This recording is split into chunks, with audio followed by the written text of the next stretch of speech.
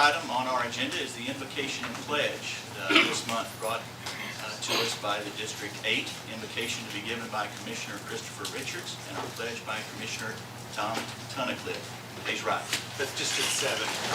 District 7. Father, thank you for every seat that's been filled here today. For each mind and heart that fills the presence of this room, we thank you. Only you truly know what we are setting out to accomplish today. We have talents, abilities, and time to work. However, only you can see in perfect detail the end of every beginning. Nothing is ever in vain, for even mistakes and missteps are used for good. Your righteousness transcends all our efforts and understanding. Forgive us for our pride, the pride that puffs us up and the pride that threatens to unqualify us. Strengthen our confidence in who you have made us to be. Set us free from comparison in order to work together efficiently. Bless this meeting today, all those present, as well as those lives of those we will encounter afterwards, ready to make every moment count. In Jesus' name, amen. Amen. I pledge allegiance To the flag of the United States of America and to the republic for which it stands, one nation, under God, indivisible, with liberty and justice for all. Again, that was District 7. I apologize. District 8 will be up next month. Next item on our agenda is the roll call. If all the commissioners have signed into their meeting app, if they will press their present button.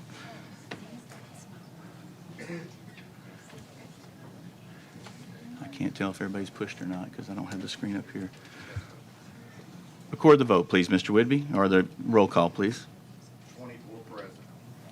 We've got a full slate tonight. Everyone's here. Thank you for that.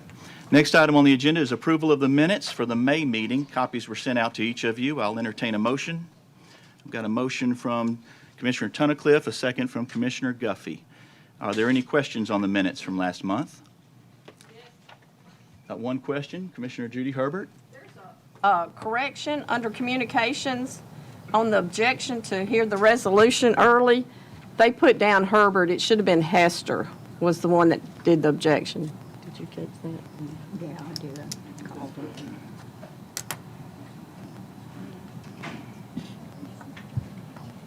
Any other questions or comments about the minutes from last month? Seeing none, are we ready to vote? If you're all in favor, press your yes button. Any opposed, your no. Anyone wishing to change their vote, please do so at this time. Record the vote, please, Mr. Whidbey. 24 yes, 0 no. Passes unanimously. Next, we have citizen communications. We've had quite a few people sign up.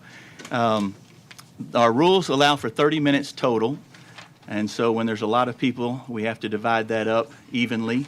And so tonight, each speaker will get 1 minute to speak on the subject of their choice. I will let you know when you're down to about your last 15 or 10 seconds.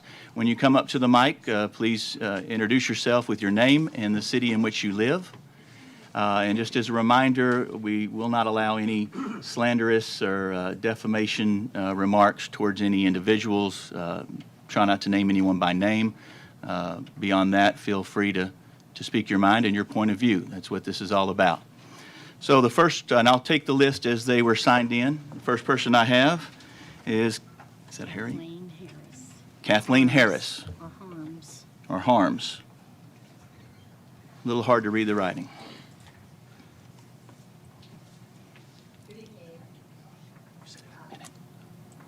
For allowing me this opportunity to speak. I'm speaking about elections. Here today, I absolutely do respect the Williamson County Election Commission and their time and their effort and their public service to our community. Most are respectful and have always treated me well. But we are here because you are all making a decision based on what is to be their competence and abilities and judgment when it comes to the credibility and their expertise and trust for the request for a machine purchase. It is for that reason I am here to challenge those assumptions through the untold story of the October 2021 election in Franklin, which has not been told either by the Secretary of State's office in their letter to all of us or by the following EAC report. Specifically, the problem that occurred on that election was a problem that should have been caught on the very first day of early voting in the location of the Election Commission office. It is available to be seen on the tally tapes that are the artifacts of that election. 10 seconds. That problem occurred and was not found and was not discovered, and none of us were ever told about it. And for that, I say that we have to reevaluate the ability to have these elections based on this expertise. Thank you. Next, we have Andrea Gomez.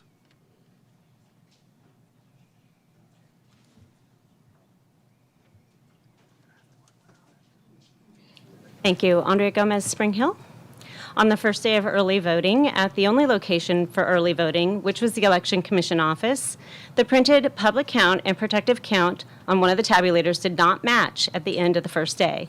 The public counter registered 9 less ballots than the protective counter difference indicated, a symptom similar to Election Day, where the printed tape showed less ballots. Also, for the full 14 days of early voting, election staff printed morning and afternoon tally tapes that included and displayed the tabulator's software versions. The 2 different versions were easily visible between over 40 tally tapes printed at the same location. Furthermore, the malfunctioning of scanner tabulators continued throughout the early voting period, with scanners, including the one referenced above, with the incorrect printed public count on the very first day of early voting, needing to be replaced, and with ballots that required removal from the secure bins and rescanned again. These symptoms should have been enough to stop the election, or otherwise consult the 10 seconds. appropriate government bodies to confirm the configurations on all machines outside of normal pre-election inspection. Because ultimately, at that point, regardless of what ended up transpiring on Election Day and contributing to the inconclusive root cause from the state EAC investigation, they were in violation of Tennessee Code 2-20-104. Thank you. Next on the list is Miss Mary Ann Schroer.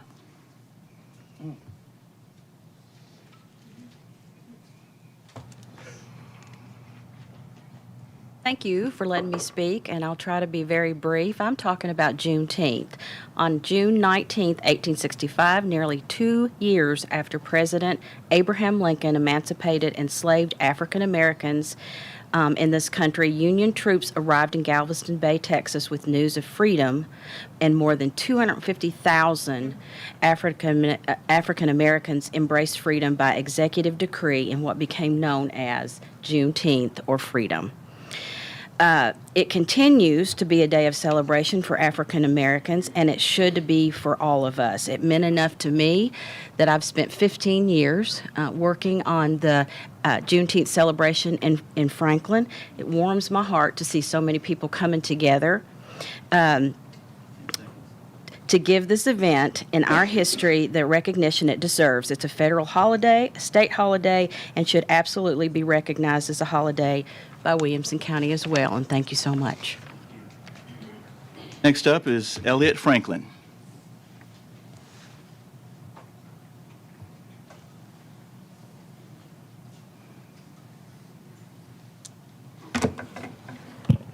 Good evening. My name's Elliot Franklin, live in District 4. Again, I'm thankful for the opportunity to speak tonight. Wanted to ask that you please vote no on the hand-marked paper ballot survey, as well as no on the ES&S machines. We know that at least 4 counties, Knox, Hamilton, Shelby, and Murray, use hand-marked paper ballots with an optical scanner, according to TCA 2-2101, and that's what I'm recommending we do here. For the past 20 years, the Lord has blessed me to be an ethical hacker. I get paid to legally hack into companies and help protect them. I've got 2 devices here today that are very easy to hack into these voting machines. One is with the little ballot marking cards. There's a little device called a Flipper Zero. When I tap that card, I can make a copy of it, reprogram it, put whatever ballot choices I want there. The second is called a Wi-Fi Pineapple.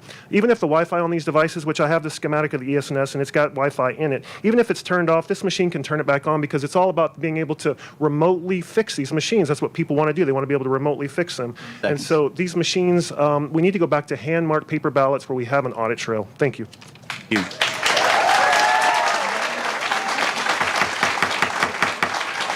Next up is Carl Allison. Carl Allison.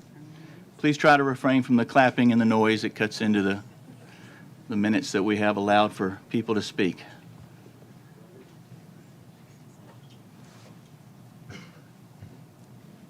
Last time, Brian. My name is Carl Allison. I'm from Franklin. I just want to say that I asked for your no vote for the election system for the 200 BMDs. Your vote does matter. I tried to provide you guys a lot of information that to understand why this is an issue. 68% of the U.S. does use hand-marked paper ballots. I have talked to other precincts that are outside of the state. Someone that's even been a decade-long election commissioner, they say, I like my pre-printed ballots, I like my precinct, and I like my 180A machine in that precinct. The paper that was written by the election commission, I think has a whole bunch of items in there that are referenced that are issues. One, they referenced the National Academies of Science and then noted and told you that they recommended ballot marking devices. What they didn't tell you that is on page 6, it recommended the hand-marked paper ballots as well. But it also then later said that hand-marked paper ballots are the standard. There were issues in terms of them saying that voter intent's an issue. When you're at the polls, the machines will self-adjudicate. So that will handle itself, and me as a poll worker will handle it. There's a lot more. Please read it, and please vote no. Next, we have Steve Hickey.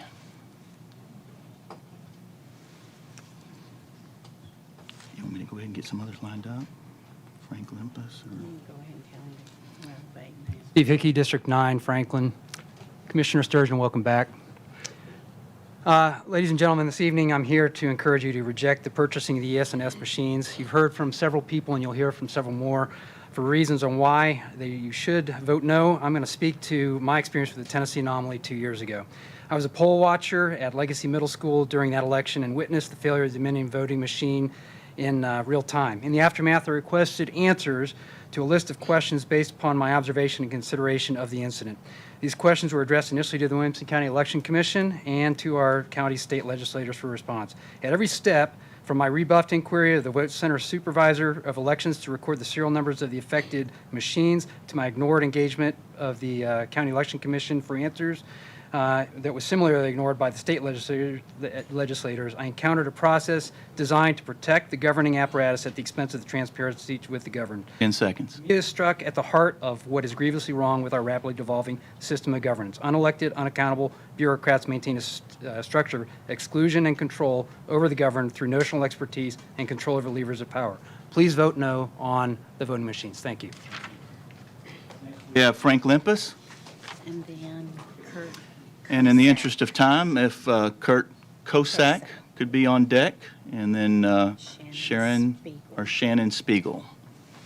My name is Frank Limpus. I'm with District 10. Lived here in Franklin. I have 5 quick points. First, the commission study recommendation is completely backwards. It should have been done long before the county purchases machines because it could prove some machines are a waste of money. Second, for at least 8 months, citizens have been requesting a 5 to 10 year cost life cycle benefit analysis of a machine-based voting system versus a paper-based system. All that was delivered, though, was an acquisition cost comparison of basically one brand. Third, by pushing the purchase of machines, the Commission has already shown the type of system they want. They want another Dominion. I'm hopeful that you've seen my comparisons sent this morning to each one of you between Dominion and ESS machines. There are 13 similarities that I've found. Fourth, no one needs to pay a firm to do a feasibility or implementation study in how to execute hand-marked ballots. The Commission should simply meet with their colleagues. In Hamilton, Knox, Shelby, and Murray County, they've already worked out all the bugs on how to do hand-marked paper ballots. Finally, if the Commission decides they can't seek best practices for their colleagues... That's it. Time. Thank you. Thank you. Appreciate it. Kurt Kosak. Kurt Kosak, District 6. I vote at the Brentwood Library. I like the way I vote. I voted there for 20 years. I love the early voting technique, the idea of going to hand ballots. When I sign my name at the end of after I vote, that's my hand ballot. I don't know if Wi-Fi can change my signature or not, but I like the way we vote now, and I hope you continue to have that system. And I think the election commission's doing a great job. Thank you. Aaron Spiegel. My name is Sharon Spiegel of Franklin, Tennessee. I ask you to vote no on the ES&S purchase and the $50,000 needed to perform a study. I sent all commissioners an email containing the legislative link to the Senate Concurrent Resolution 1037, which the Arizona State House and Senate passed in March 2023. This document makes extensive reference to the famous Williamson County, Tennessee error from October 2021 alderman election with Dominion voting machines. The SCR 1037 bans foreign voting machines in Arizona. Why would a state thousands of miles away have this response upon knowledge of the Williamson County error, yet right here, our officials and Election Commission just want to double down on electronic voting machines by changing to ES&S? Why has there been no outcry here among officials about the potential for manipulation of our vote? SCR 37 names ES&S voting machines as well as Dominion to avoid in Arizona because both companies source components made in China. Our Election Commission has stated they are concerned for the relatively small number of human errors which hand-marked paper ballots that are counted by hand would generate. I'm concerned about the thousands of people whose vote can be manipulated or not counted by either human programming error or an algorithm operating in the voting machines, not to mention all the voters disenfranchised by long lines at the Election Commission's vote centers rather than our state mandated precinct voting. Thank you so very much. Next, we have Bill Petty, and then after Bill Petty, we'll have Leslie Luciani, and then behind Leslie Luciani, we'll have John Cherry, if they want to be ready to speak. And I want to thank you for your service. I have a quick comment. When ES&S came and presented their proposal, and they were accepted by our election committee, they were saying that, our machines are not going to be hooked up to the internet. They can't be hacked. There's a lot of security. And about a month later, there was an election in Mammoth, New Jersey, where a thumb drive got counted twice and threw the election completely into chaos. So my question is, yeah, maybe they're not hooked up to the internet, but they still have thumb drives that they use. And what's in those thumb drives? And we were surprised by that. We didn't know this was going to happen. We didn't expect it. And so my question is, what else are we going to be surprised by? And finally, I'm a poll watcher, and I was in Fairview the last election, and the lines were out the door because there was only 4 stations to vote at. With hand ballots, we could have many more stations. The voting would go quicker. Leslie Luciani, hopefully I'm saying that name correctly. The American way. Leslie Luciani, District 2, College Grove. The short answer to whether the question of whether Williamson County should use voting machines is no, no, no, and no. The exorbitant cost and vulnerability to hacking and errors makes machines an absolute non-starter in our voting process. Paper ballots on the precinct level with one election day as prescribed in our Tennessee state constitution are mandatory. Anyone who does the slightest bit of research knows that voting machines are extremely problematic. I quote from Frank Limpus' excellent open letter to Williamson County Commissioners of January 30th, 2023. This letter is available to the public at TennesseeElectionIntegrity.com, and I hope you all have read it. It includes links to all the statements of facts. Mr. Limpus states, unfortunately, the Williamson County Election Commission has ignored example after example of machine vulnerabilities, operator errors, foreign parts in these machines hidden from county customers, programming errors by vendors, and commissions that won't listen to facts presented to them about election vulnerabilities to give us any comfort in these machines or processes. The very fact, this is me, the very fact that the contract with Dominion was terminated is good evidence to not use it. Thank you. John Cherry. Hi, John Cherry, 1st District, Fairview. Hi, Commissioners. I was honored to serve as an election commissioner here in this county in 2016 through 2019, maybe a little before that, but I was honored to witness the election of President Trump. And, what I hear all over the county and everywhere else that I talk to people is that the confidence in our voting system is at an all-time low.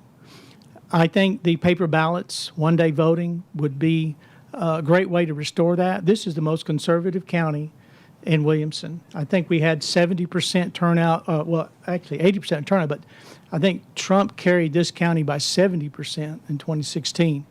So the people are telling you Seconds. they want you to vote no on machines. They want honest elections. Thank you.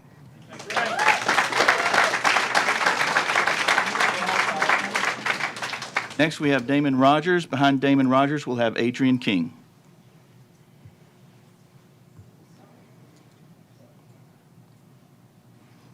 And who's after that? Yes, I'm Damon Rogers, born and raised in this little town 73 years ago, and I've seen lots of changes. I am for our election commission buying machines for the main reason that the TCA 29109 states that counties that have more than 300 voters per precinct must have an election system, an electronic scanner, and tabulators approved by the State Election Division to tabulate and report vote totals. I am also a poll watcher, and I will tell you, I've heard a lot of, not a lot of truth that has been shared tonight. There is integrity in our election voting. There has not been 10 seconds. Thank you. There has not been any problems in our election voting. Juneteenth, I am for. Please make us all inclusive and come to Juneteenth on June 17th. Thank you. Thank you. Adrian King. And who do we have? Hello, my name is Adrian King, and I live in District 2 in College Grove. I'm also a graduate of Franklin High School, class of 1992. I'm here to express my full support for the election process as it currently exists in Williamson County. I am one member of the vast majority of Williamson County voters who have no concerns or issues with the current process or current voting equipment. My beliefs regarding the integrity of our election process are grounded in reality. They are based on measurable data provided by the state of Tennessee and Williamson County. I have taken the time to review and understand the information provided by our county with regards to the use of our voting machines. I ask that you vote in support of the purchase request.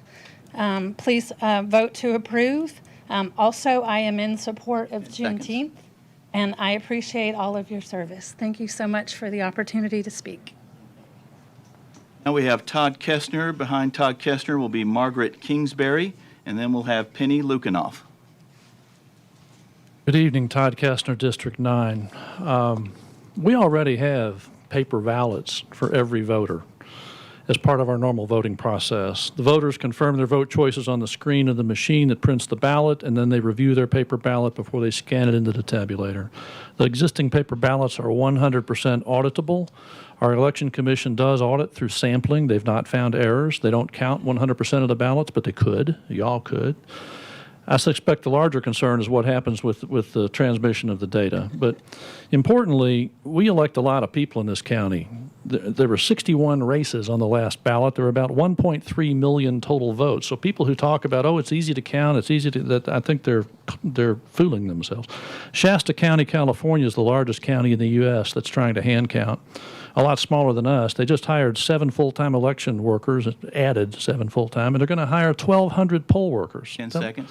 That'll be $2.5 million. You extrapolate those numbers, it cost us $8 million. State law requires reporting the election results the same day of the election. Hand counting precludes that. Hand counting puts at risk the 20-day certification process. I would ask you to vote for. Thank you. Margaret Kingsbury. I'm Margaret. I go by Peggy Kingsbury, resident of City of Franklin. Please vote yes for the voting machines. I've been a poll worker for 2 elections for this county. I'd never done that before until I moved here, and my work gave me time to do that. Everything was extremely secure. There is a piece of paper produced. It's not connected to the internet, so no one can take a gizmo and hack into it. Voters were extremely pleased with how the system moved very freely, and they felt very secure about their votes. The majority of the citizens in Williamson County feel very good about our current voting process, so I ask you to vote yes.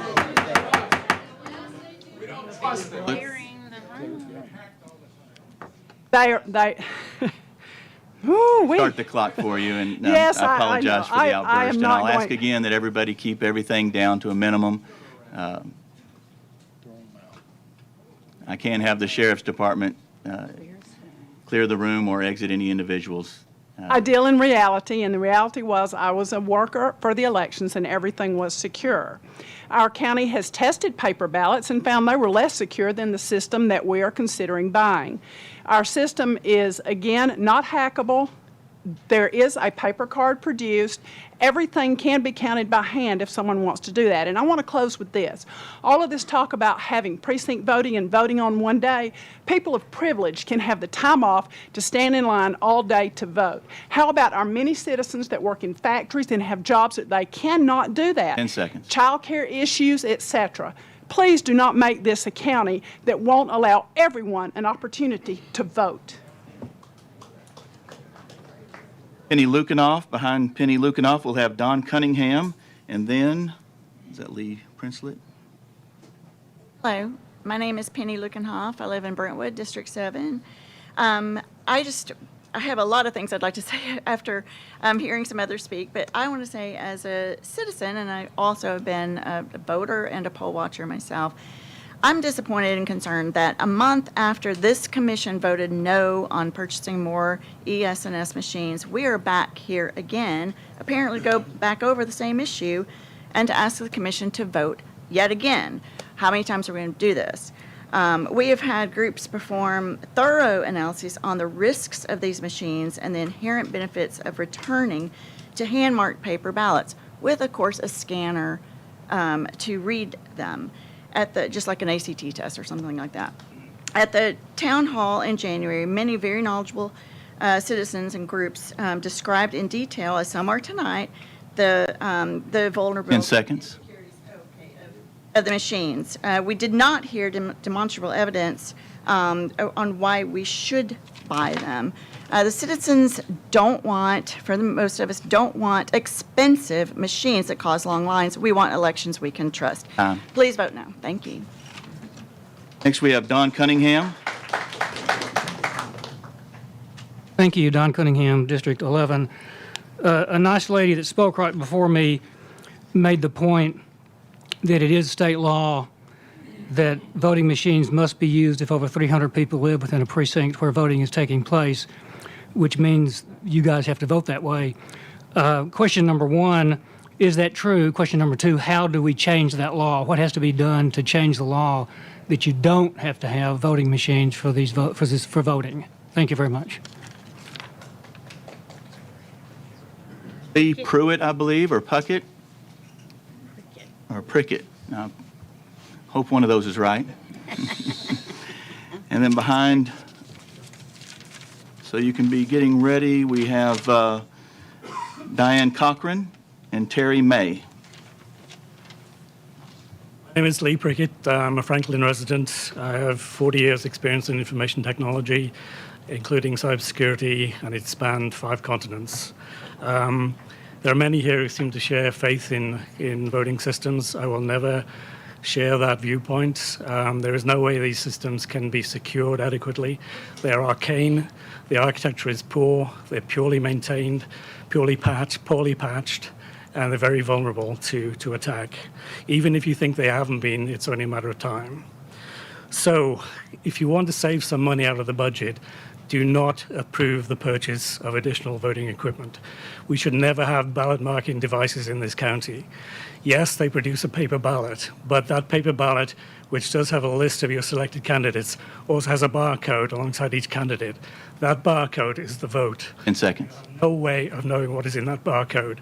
It is a proprietary, unreadable barcode. So where is the auditability in that for the average voter? Thank you very much. Sir. Diane Cochran. I have Terry May and then Catherine McKinney. Hi, I'm Diane Cochran. I'm from Spring Hill, and I'm in favor of the purchase of the voting machine, simply because the risk of human error with hand counted ballots is exponentially higher than the ballots counted by a machine. Now, possibly an ethical hacker might speak about the ease of hacking these machines. However, there's been no significant instances of this happening. Our elections are fair. They're equitable. So, and I believe that a machine counting the ballots will make it even more so. 10 seconds. Not to, and let's not even talk about Dominion machines. We know that those are safe as well, because Fox News is paying over $700 million in a defamation suit. Thank you. Thank you. And go Juneteenth. Now we have Terry May, and then we'll have Catherine McKinney, and then Bruce Lukenoff. Hi, my name is Terry Mai. Legal name is Teresa Mai. I'm a fairly new resident of Spring Hill. Moved here about 2.5 years ago. I had the honor to vote my first election in Tennessee in Williamson County in the midterms. I support the use of electronic voting machines as were used in the midterm elections in 2022. I thought it worked very well. It was easy to follow the directions by tapping the screen. I was able to verify it, printed out the ballot so that I could verify that all of the people I voted for and all of the issues I voted for were in fact correct before I scanned that paper. That paper ballot, once it got scanned, it got saved into the system. If there were any errors, it was easily traceable to my voter registration, so that they could verify if there were issues, they could check with me. I absolutely believe that we should stay in the 21st century. We have gone, we're way past, paper. I also would like to suggest that maybe we should open up early voting, to make it more accessible for people who may not be able to get off on Election Day. Voting by mail should be free and easy to anybody who needs or wants it.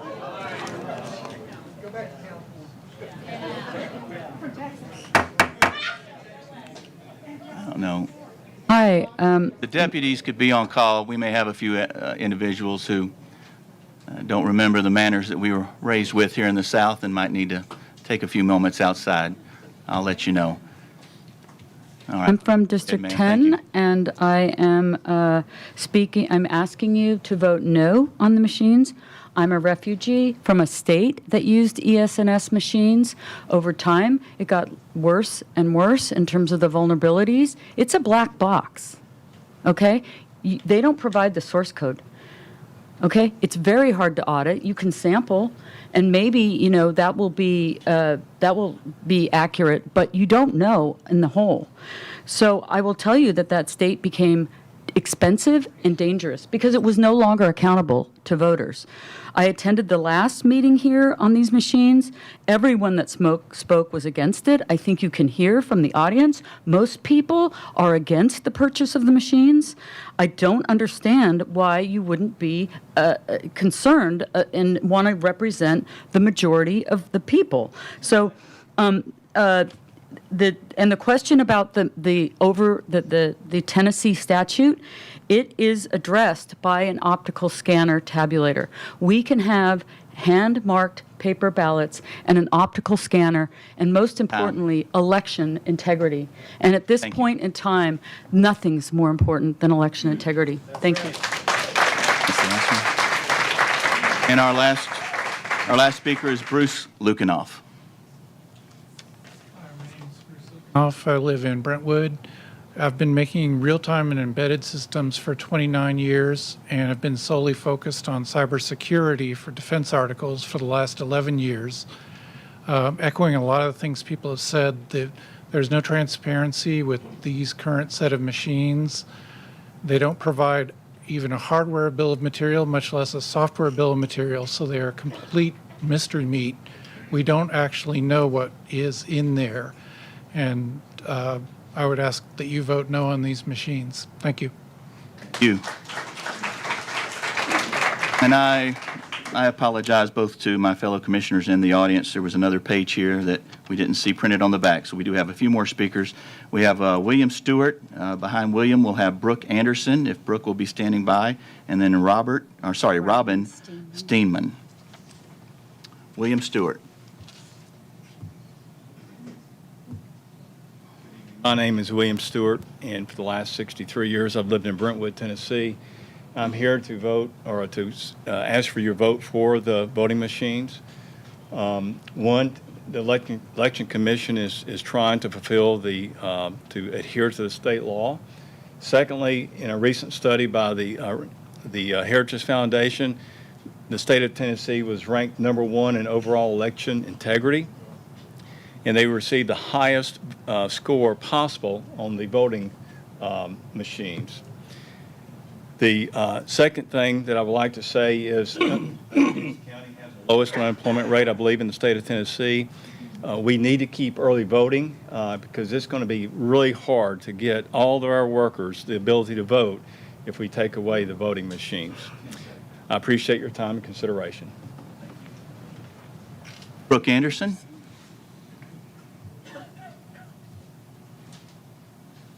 Hello, Brooke Anderson, Franklin.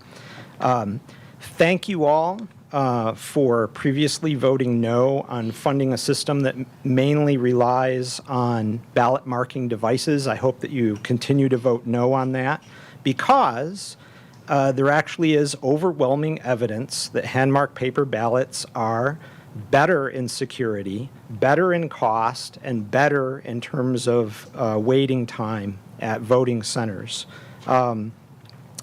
This isn't just my opinion. This is the opinion of lots of voting security experts, and there are actual case studies of in-use systems that show that. It's not just based on estimates.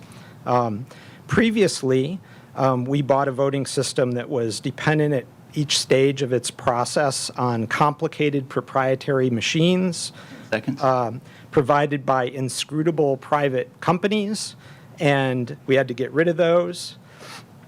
And now we're considering whether to buy a voting system dependent at each stage on complicated proprietary machines provided by inscrutable private companies. I hope that we don't do that again. Thank you.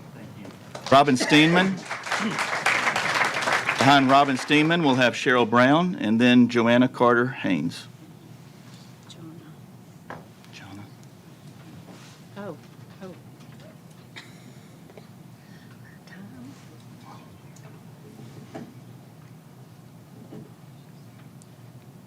Evening. Robin Steenman, Franklin, District 12. As I was heading out the door tonight, my young son, 6 years old, asked me, "Mommy, why do you have to leave?" I responded, "So that when you are old enough to vote, you can be certain your vote is counted. That is how we have a free country." Look around. Our country is in the throes of cultural revolution, which begs examination of previous revolutions. Joseph Stalin, only 73 years ago, said famously, "It is enough that the people know there was an election. Those who cast the votes decide nothing. Those who count the votes decide everything." And we're talking about a black box. Prior to 2020, we were trusting and complacent. And then we saw where that got us. Seconds. These machines have lost the trust of the people for good reason. I want my son to be free. I want his vote to count. I'm asking you to vote no on the study and no on the purchase of more machines. Cheryl Brown. Hello, my name is Cheryl Brown, and I am a constituent of Williamson County. We're constituent here, and I would like to say yes to the voting machines. Williamson County consistently has the highest voting turnout in Tennessee for the presidential and statewide contestants.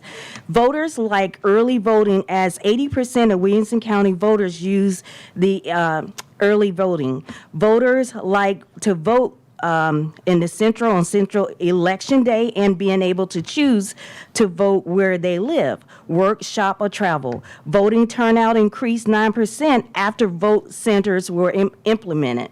The hand-marked paper ballots counted by hand proposal would cost the county over an additional $5 million a year based on Shasta County, California numbers, and take 3 to 4 weeks to count after Election Day. It is easier 10 to seconds. commit voting fraud and hand-marked ballots.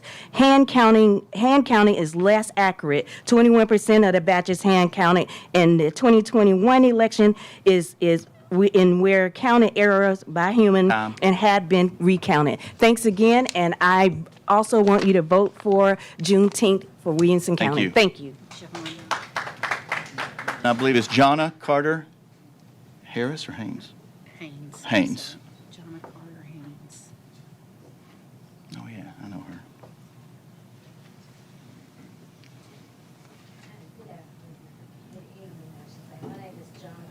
Get the microphone a little closer. My name is Jonna Carter Haynes. I was born and raised here in Williamson County. And first and foremost, I'm speaking from the heart. You've heard why and why not to have voting machines. While I'm sitting here thinking, I want to say vote yes for it. No one asked my son, who has a C5, C6 spinal cord injury, how he could vote. He can't write. So he depends on machines on a daily basis to be able to do these things. No one came into my community and talked to any of those elderly people who can't get out and vote. They depend on these machines when we pick them up and take them to the voting polls. We will be set back 200 years if we do not vote yes for this proposal. Juneteenth, I'm all for it. Once again, I wouldn't be here if it wasn't for my ancestors. And to me, knocking Juneteenth is just like knocking every African American and destroying everything a community can do, race, color, creed. Thank you. Okay, that concludes citizen communications. Next up is communications and messages. We do have one late filed resolution tonight, that being Resolution 62336. Without objection, we will hear that one. Also, I have a request to move 2 resolutions up to the front out of respect for those who came on both sides. Without objection, we would like to move the resolution on the voting machines, resolution number 28, up to the front. Now, would that have to go after the public hearing? Yes. Okay, so it'll be the second resolution after public hearing if there's no objection. The other resolution that we'd like to move up right behind that one is the Juneteenth resolution, resolution number 35. Without objection, we'll hear both of those towards the beginning. Hold on. I'm ready. I don't have an objection. Could you mind reading the title of those resolutions instead of just the number? Thank you.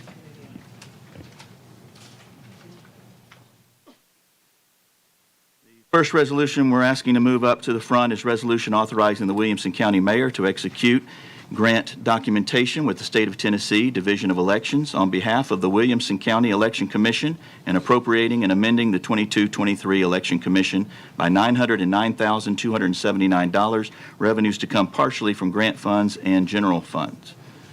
Without objection, seeing none, we'll move that one. The other resolution is Resolution 62335, resolution revising the Williamson County personnel policies to include the Juneteenth federal and state holiday as a Williamson County government holiday. Any objections to moving that one up? Seeing none, we will move that one up as well. We have 2 proclamations this evening, and the first one we are going to have Commissioner Jennifer Mason come up and deliver.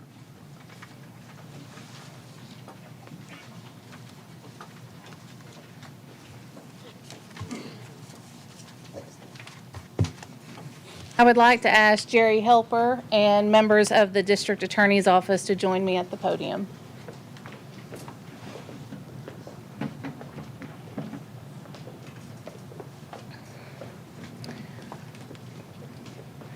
Before me is a proclamation in honor and in memory of the late 21st District Attorney General Kim R. Helper. Whereas Kim Renee Helper was born September 23, 1959 in Buffalo, New York, to parents Don and June Schweitzer. And whereas after high school and college there, she continued her education at Stetson University, graduating in 1993 when she began her law career with the Florida State Attorney's Office. And whereas being licensed in Florida, New York, and Tennessee, Kim did serve on several governor-appointed committees, including a judicial nominating committee. And whereas in 2008, Kim was appointed to serve as the 21st District Attorney General and was subsequently elected to that position 3 times with a career in public service spanning 25 years.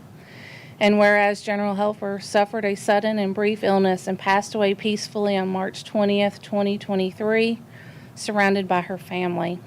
And whereas the Williamson County community, the Williamson County Bar Association, the Tennessee District Attorney General's Conference, the Morris Hethcock Fraternal Order of Police Lodge, and the entire court system in Williamson County share the loss of General Helper. And whereas General Helper was a mentor, a friend, and a fierce leader to the employees of the office of the 21st Judicial District, and always led under the motto of always do the right thing. And whereas General Helper honorably and ethically served with distinction as she advocated for victims and for equal justice for those in the criminal court system of Williamson County, Tennessee, and she will be dearly missed. Now, therefore, be it resolved by the Williamson County Board of Commissioners, meeting on regular session this 12th day of June, 2023, that we hereby share our sincere condolences to General Helper's family and our appreciation for her steadfast leadership, wise counsel, and outstanding service to Williamson County.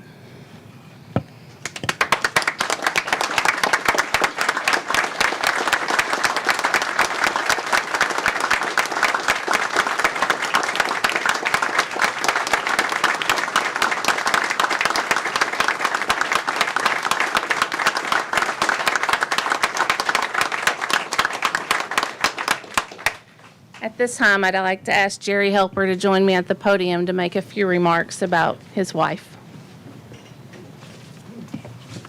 Good evening, and thank you, Jennifer, and to the entire board for this proclamation. It means a great deal to us.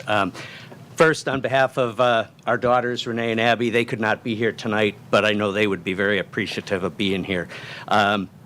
Secondly, I want you to know how much Kim enjoyed being a part of this community. We've been here for 25 plus years, and she loved being a part of this community. And as importantly, she loved being a part of this team. And she never viewed herself as the person in charge. She was a team member. I would often be out with her, and we'd be in my circle of friends when I worked for the Predators. And when I introduced her and someone would ask her, well, what do you do? She would only respond, I'm with the DA's office. And we would go home and I'd say, why didn't you tell them you're the DA? And she'd say, because I'm just part of the team. We're all in this together. And so I know this group has gone through a lot over the last 3 months, as our family has. And I know Kim would be so proud of the work you have done. She would know you're in great hands with Stacey Edmondson as the DA General moving forward. So thank you for all of your efforts and commitment and support of her going on. Kim was a true public servant in the truest sense of the word. She did not see her job through the eyes of a political lens. She was not very active on social media. She very seldom held press conferences or issued press releases. She was solely focused on seeking justice for all. A couple of weeks ago, we were at a police function, and Brentwood Police Chief Richard Hickey said, you know, he was at a number of trials with her, and they would talk beforehand, and it was never about guilt or innocence. He said, Kim always just talked about, we're going to find the truth here. And that's what we're seeking in every case that we would work towards.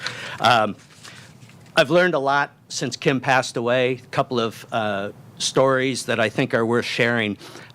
During her visitation, we had 2 young ladies, and they were separated by probably an hour and a half to 2 hours, that came to us, and both had remarkably similar stories where they said, Kim Helper saved my life.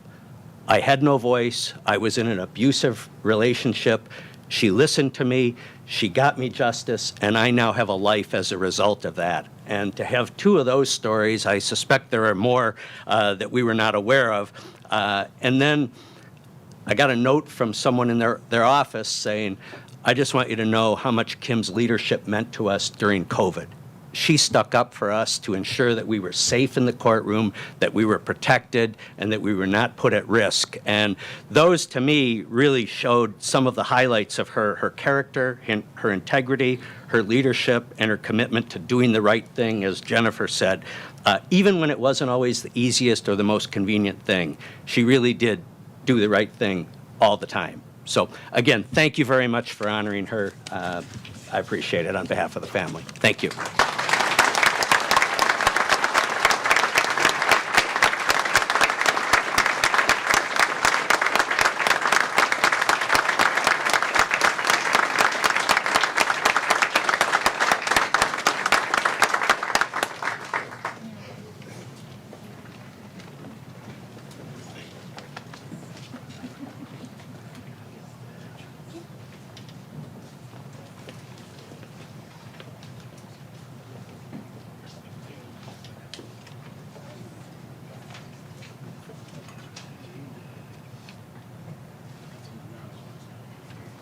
Our next proclamation will be delivered by Mayor Rogers Anderson.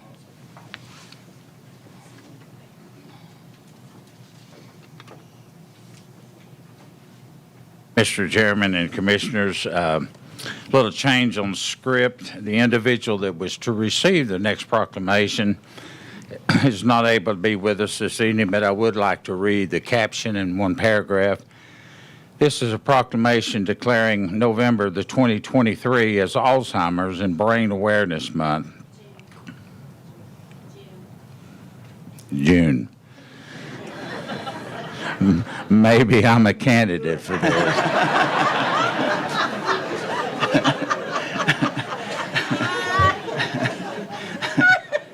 Or I need to have my eyes checked. An estimated 6.7 million people aged 65 and over have Alzheimer's disease, and another 200,000 people under the age of 65 have younger onset Alzheimer's disease. And Alzheimer's disease is the 7th leading cause of death in the United States and the 5th leading cause among the elderly. And tragically, 1 in 3 of our seniors die with Alzheimer's or other dementia. By my signature and acknowledgement that June will be the month that we declare it, I will see that she gets this at a later date, Mr. Chairman.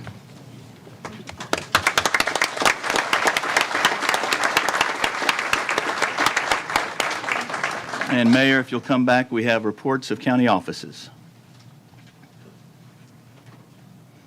Chairman and Commissioners, once again, I'll ask Phoebe to come up front and give us a snapshot of the county's financial picture. As she is coming up, as many of you know, the latter part of this month, we will wrap up our budget for the 23-24 year. 24 is looking very, very good, and I would like to thank all the Budget Committee members that have personally served on that.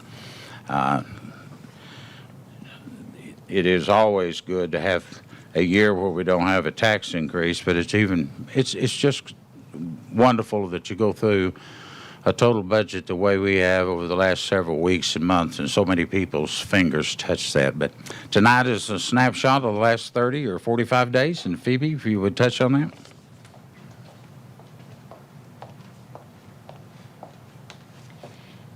Thank you, Mayor Anderson. Good evening, Commission. I would like to report this evening on April. We had a record month for building permits, so I am happy to say that April privilege tax collections were the highest they have been for this fiscal year, with a collection of a little over $1.5 million. One major contributing factor to that was the collection of $608,000 from Spring Hill. I know in the past we've been watching, there's been some months that we've received no permits issued for Spring Hill, and the month of April was outstanding month for us. Coinciding with that, along the same lines with those building permits, was the education impact fee. Our net collections for the month of April was $1.9 million, which is also the highest for this fiscal year. If you take a look at the budget report for the month of April included in your packet, you will see we are well on our way for meeting our projections, our revenue projections for the fiscal year, and we are actually in most areas looking to exceed those projections. So we are wrapping up. June 30 will be our fiscal year end, and as we come to those balances, we are looking like we are in pretty good shape, so I'm happy to report. If there's any questions or comments, I'd be happy to take those at this time.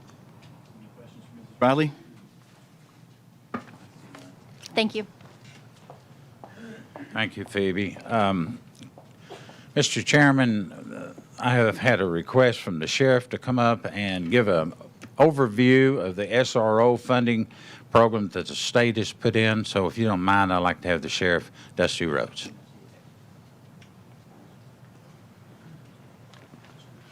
Thank you, Mayor, Commissioner, and Commissioners. We were supposed to have information today, excuse me, on the grant funds for the SROs. Well, it didn't happen. I was supposed to be in a meeting Wednesday afternoon about it, but in a nutshell, the grant will allow $75,000 per SRO per school. Now, there are some questions as into, you take like Sunset Elementary and Sunset Middle. They're one campus, but they're two different buildings, so we got to figure that one out yet. I've been told it's going to be one for the school, and then I've been told it's one for the campus, so we'll have to figure that one out. The Alternative Learning Center is still up in there. I haven't heard anything on it yet. But we're supposed to have this information, like I said, come Wednesday, and there's still some questions out there that we have, but like I say, it's $75,000 per SRO. We've got 60 schools in Williamson County that we supply SROs for, so I think that, if my math is right, it's a little over $4 million. And any questions? Questions for Sheriff Rhodes? We have one from Commissioner Barbara Sturgeon. Hey, I'm just curious, how much does it actually cost to have an SRO officer? Is it more or less than $75,000? It's more. We won't, like I said, Phoebe would better be able to answer these, but, you know, our salaries just, our low end is right at $60,000, and then when you do benefits and stuff. So it won't cover the full expense, but it will make a big dent in it. Now, also, too, while you mention it, what you don't, like I say, if we have any surpluses, I've been told that we can use that towards equipment for the SROs. Do we have 60 SRO officers right now? No, I'm 12 short. I have nobody in the hopper, but we'll get money for those 12, as I've been told. Commissioner Megan Guffey. Hey, Sheriff Rhodes. Has there been any indication that this is a one-time or an ongoing? As I have been told, this is reoccurring. Questions for Sheriff Rhodes? I see. Thank you.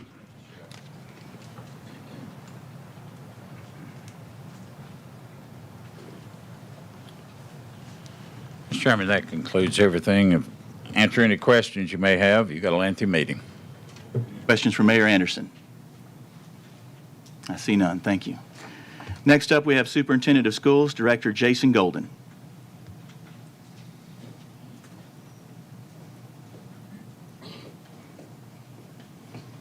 Thank you, Mr. Chair, Commissioners. Thank you for your work, the public service work that you do.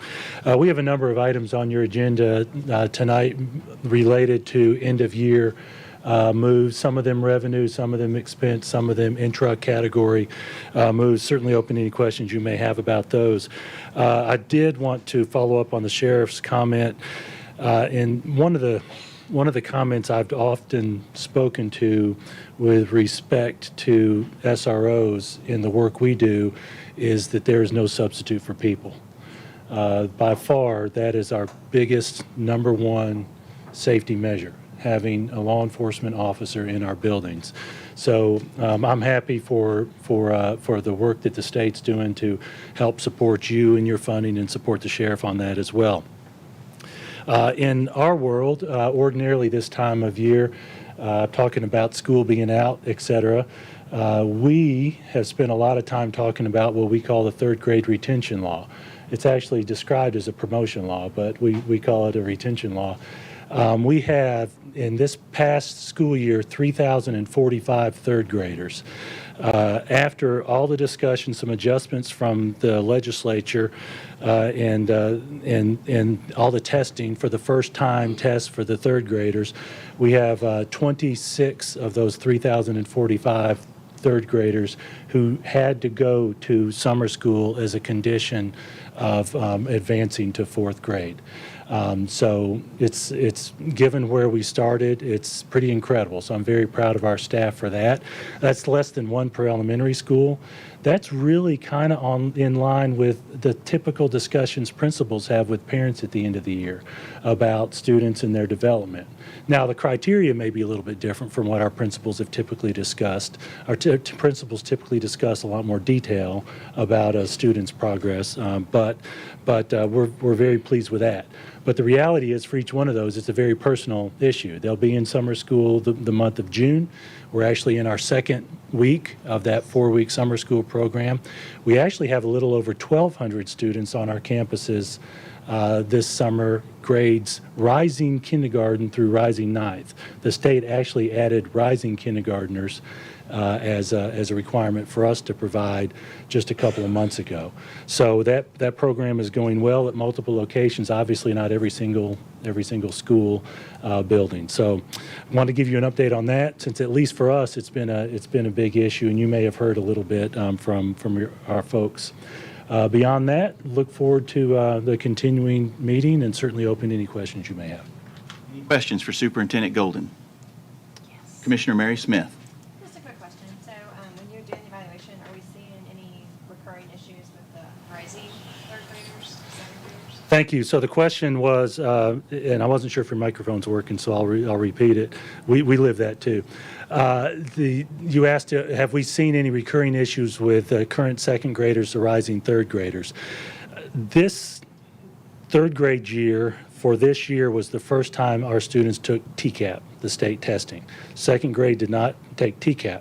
So we don't really have any apples to apples comparison for where our second graders are. However, we do some state screeners related to that, and we've narrowed down some of the elements of the screeners to project students in where we may be headed. We have had a number of families on recommendation have their second graders in the summer program to give them a little bit of continuous education during the summer so as to not lose some of the content that they received. We actually also will be providing TCAP for second graders next year, largely because of this third grade law, so that the second graders had that opportunity at the least to be familiar with the structure of the test leading up to third grade. So we're, the phrase cautiously optimistic about where we are. We've been pretty proud of the work our kindergarten through second grade teachers have done, especially with phonics, what we call foundational skills, that is a concentration point in grades K through 2. Any other questions for Superintendent Golden? I see none. Thank you, Superintendent. Next up is the CEO of Williamson Medical Center, Mr. Phil Mazuka.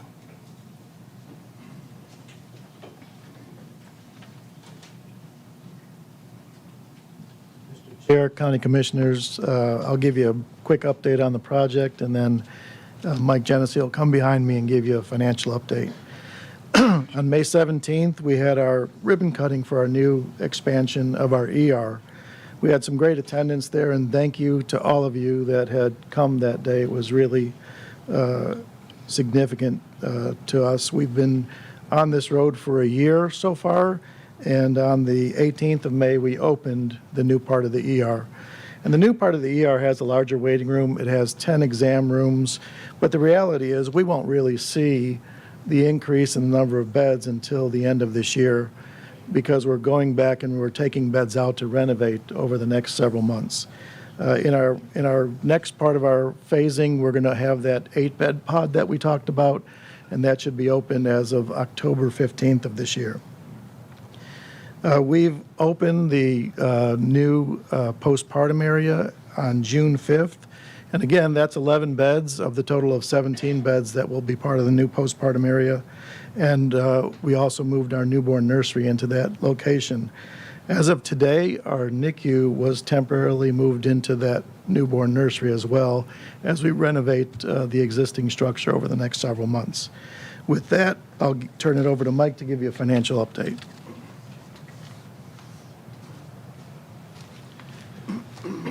Thank you, Phil.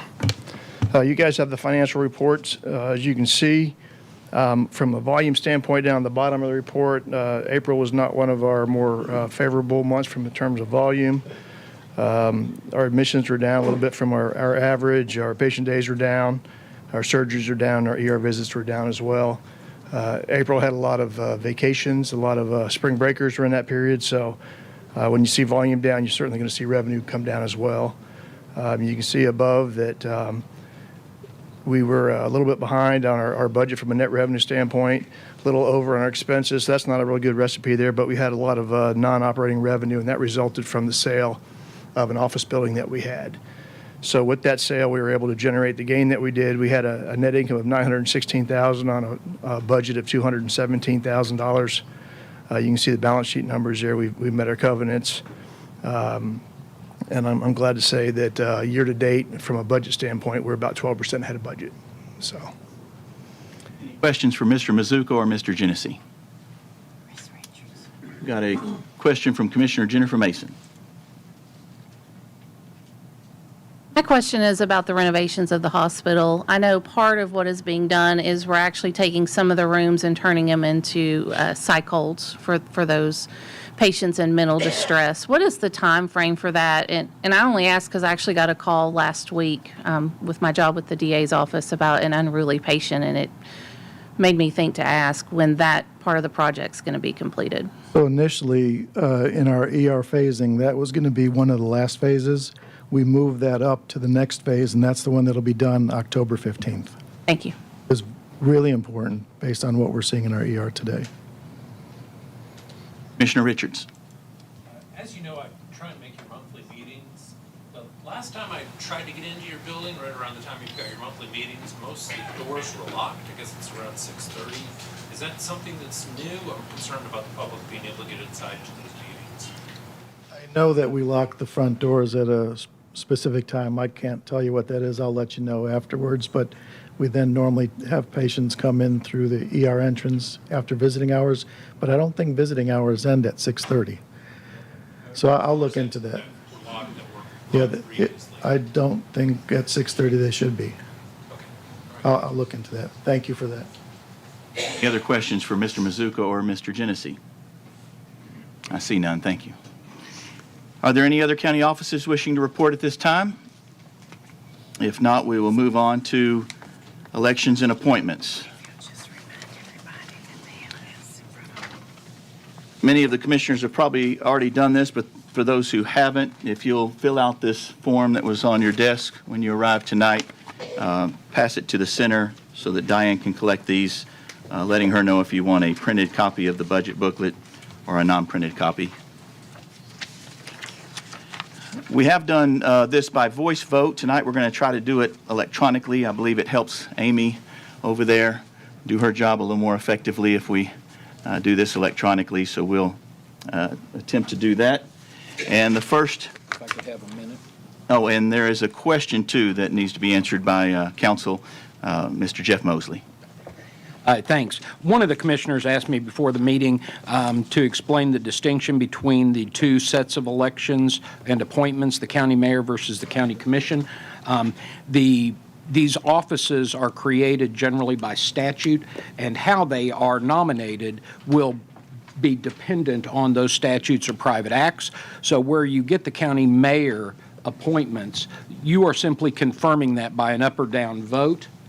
With the nomination from the county mayor. The county commission, you can nominate from the floor on those county commission offices with the the exception of the medical staff representative for Williamson Medical Center, which is, again, by private act, must be sent to you by the board as a medical staff member. If you nominate someone for the Williamson Medical Center Board of Trustees, that person must get 2/3 of the vote by private act in order to be elected, whereas the nominee from the Board of Trustees only requires a majority. So I wanted to explain that very briefly after the question I got from Commissioner Sturgeon, and be happy to answer any questions on that. Any questions for Mr. Mosley? So we do have a question from Ms. Commissioner Hayes. Mosley. So how do we find out about all these appointments before we're sitting here having to vote on them to see what's coming up? Is there a master list? It just seems like, I don't know, we need a little more transparency on that, and maybe I'm just new and I'm ignorant. So please enlighten me. I believe there's a list of offices in the back of the rules and of the county commission. Okay. So, and that has, yes, Does it give dates of expiration, etc.? the ones I'm looking at do. Okay, I will take a look. It's also published in the paper. Yeah, and it will be published in the paper with the notice, and it should be on your agenda when you receive it the week before the meeting. Any other questions for Mr. Mosley? Seeing none, then we'll move on to elections and appointments. First up is the Convention and Visitors Bureau, 3-year term expiring 6 of 26. Terms expiring are Matt Lahiff, Paul Webb, and Steve Smith. Nominations are Matt Lahiff, Sean Iola, and Steve Smith. I have a motion from Commissioner Guffey, seconded by Commissioner Mason. Any questions? Seeing none, are we ready to vote? If you're in favor of these nominations, signify by pressing your yes button. Sorry, I have a question from Commissioner Webb. Mr. Chair, on the screen, it's showing that I'm the nominee, which really should be Sean instead of me, so I just wanted to point that out, that we're following the written agenda rather than what's on the screen.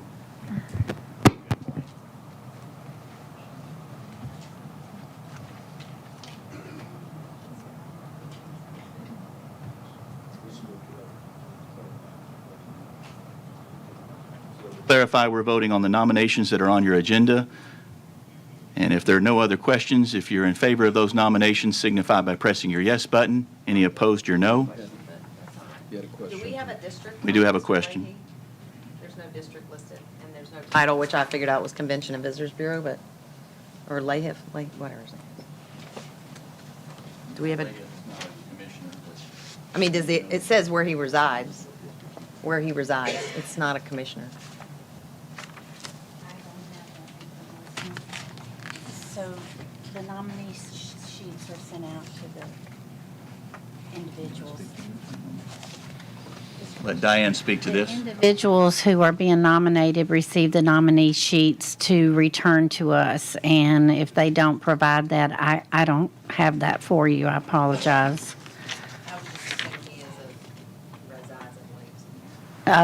Oh, yes, Mr. Lahiff is the general manager of the Franklin Marriott Cool Springs, and in that position is why he's being nominated for reelection. I read that. It's the hotel address. Any other questions? Seeing none, if we are ready to vote, if you're in favor of these nominations, signify by pressing your yes button. Any opposed, your no. Anyone wishing to change their vote, please do so at this time. Record the vote, please, Mr. Whidbey. 23 yes, 1 abstain. Nominations are appointed. Next up is Emergency Communications District Board of Directors, City of Franklin representative, filling an unexpired term expiring 3 of 26. Resigning, which may be better suited to say retiring, Tom Feuborn, am I saying that correctly? Feuborn. And we want to thank him for all his years of service. Nomination is John Walsh. We have a proper motion from Commissioner Guffey, seconded by Commissioner Aaron Nations. Any questions? Seeing none, if we are ready to vote, If you're in favor of these nominations, this nomination, signify by pressing your yes button. Any opposed, your no. Anyone wishing to change their vote, please do so at this time. Record the vote, please, Mr. Whitby. 24 yes, 0 no. Nominations are appointed. On to County Commission appointments. Independent Audit Committee, 3-year term expiring 6 of 26. Term expiring is Paul Bolin. Nomination is Paul Bolin. Proper motion made by Commissioner Steve Smith, seconded by Commissioner Megan Guffey. Any questions? Seeing none, if you're ready to vote, all those in favor signify by pressing your yes button. Any opposed, your no. Anyone wishing to change their vote, please do so at this time. Record the vote, please, Mr. Whitby. 24 yes, 0 no. Nomination is accepted. Library Board of Trustees, 3-year term expiring 6 of 26. Terms expiring, Amy Baggett and Delois Bratton. Nominations, Amy Baggett and Delois Bratton. Proper motion made by Commissioner Guffey, seconded by Commissioner Paul Webb. Any questions? Seeing none, if you're ready to vote, all those in favor signify by pressing your yes button. Any opposed, your no. Anyone wishing to change their vote, please do so at this time. Record the vote, please, Mr. Whitby. 24 yes, 0 no. Motion passes. Next up is Williamson Medical Center Board of Trustees Medical Staff Representative, 3-year term expiring 5 of 26. Term expiring, Jay Cooper. Nomination, Paul Fleeser. Proper motion made by Commissioner Steve Smith, seconded by Commissioner Megan Guffey. Any questions? Seeing none, if you're ready to vote, all those in favor signify by pressing your yes button. Any opposed, your no. Anyone wishing to change their vote, please do so at this time. Record the vote, please, Mr. Whitby. 24 yes, 0 no. Motion passes. Williamson Medical Center Board of Trustees, 3-year term expiring 5 of 26. Term expiring, Judy Herbert, Commissioner Judy Herbert, Commissioner Paul Webb. Nominations, Commissioner Judy Herbert, Commissioner Paul Webb. Any questions? Got a proper motion from Commissioner Steve Smith, seconded by Commissioner Megan Guffey. I have a question from Commissioner Richards. I would like to nominate somebody else. May I nominate Paul Webb and Commissioner Smith, please? Paul Webb's already nominated. Yep. So you want to nominate Commissioner Mary Smith or Steve Smith? Mary Smith? Does that take a second? Okay, we have a motion for Commissioner Mary Smith, presumably to replace Commissioner Judy Herbert. Do I hear a second? I'll second. Proper second? Be a separate vote? Yes, that seat would have to be voted on separately. So vote on that now as a voice vote? You'll have to do that by roll call vote because Mary Smith would have to get 2/3 of the body. Judy Herbert would only have to get a majority. Okay. Mr. Whitby, I understand we'll have to do a roll call vote on this one. Are you ready for that, sir? Yes, sir. Okay, please proceed. Commissioner Aiello, I'm You're sorry. voting between To be Herbert clear, and Smith. You're voting between Commissioner Herbert or Commissioner Smith.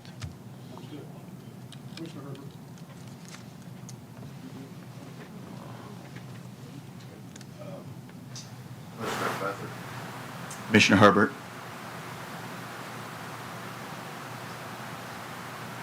Commissioner Clifford, Commissioner Herbert.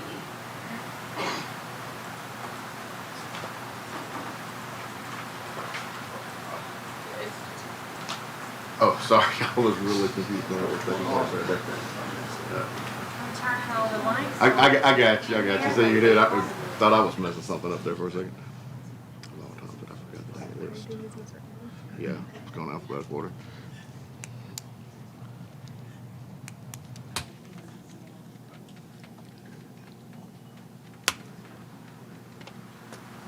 Yeah.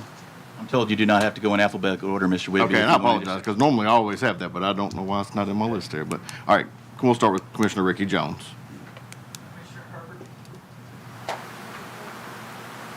Commissioner Herbert.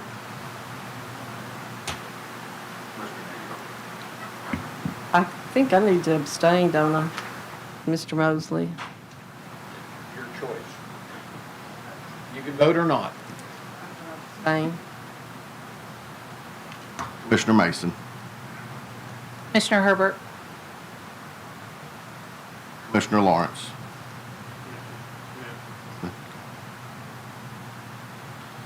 Commissioner Mary Smith. Abstain. Commissioner Webb. Herbert.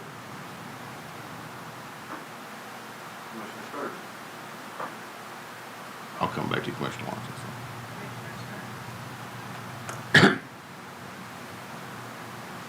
Commissioner Lawrence.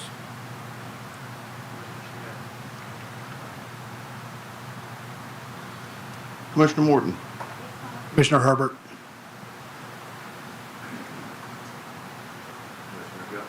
Commissioner Herbert. Commissioner I, although I have you as Commissioner Herbert, correct? That's right.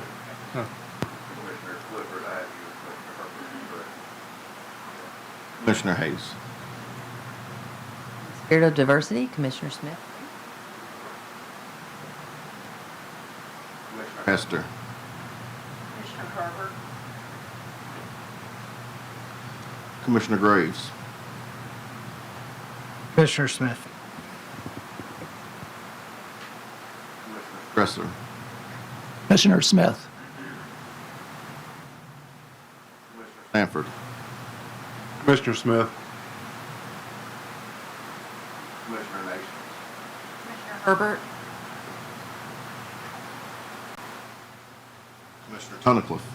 Commissioner Herbert.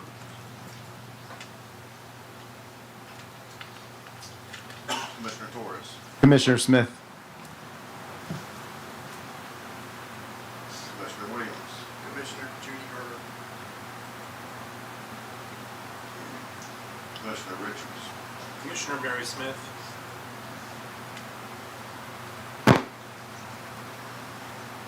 Commissioner Landrum.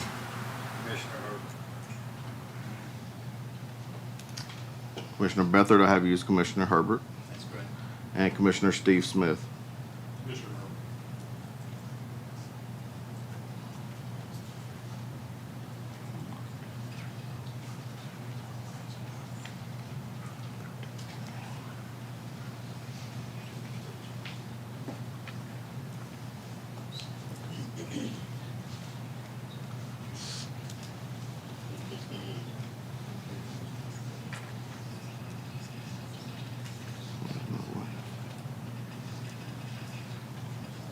Okay, I want to double check. I have Commissioner Herbert with 14 votes, Commissioner Mary Smith with 8 votes, and 2 abstain votes. Herbert is elected. Thank you, Mr. Whidbey. Now, voting on the election of nomination Commissioner Paul Webb. Are there any questions? Seeing none, if we're ready to vote, all those in favor signify by pressing. Did you change it, Amy? Is it just Paul on They're both on there currently. the, oh, okay. They're both on there currently. In the interest of time, this vote will be solely for Commissioner Paul Webb, as Commissioner Judy Herbert has already been duly elected.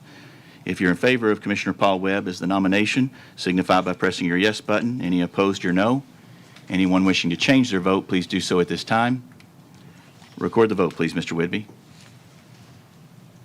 23 yes, 1 abstain. Motion passes. On to the consent agenda. I'll entertain a motion. Motion from Commissioner Tunnicliffe, seconded by Commissioner Smith. Any discussions on the consent agenda? Seeing none, if you're ready to vote, if you're in favor of passing the consent agenda, signify by pressing your yes button. Any opposed, your no. Anyone wishing to change their vote, please do so at this time. Commissioner Landrum. Record the vote, please, Mr. Whidbey. 24 yes, 0 no. Motion passes. There's no unfinished business. We do have a zoning public hearing tonight regarding Resolution 623-1, a resolution to amend Article 11 of the Williamson County zoning ordinance regarding uses that may be served by non-traditional wastewater treatment and disposal systems. This is a public hearing that I will now open to the public. This will be for anyone who wishes to speak to this resolution. I'm opening the public hearing now. One last call to speak. Seeing none, zoning hearing is closed.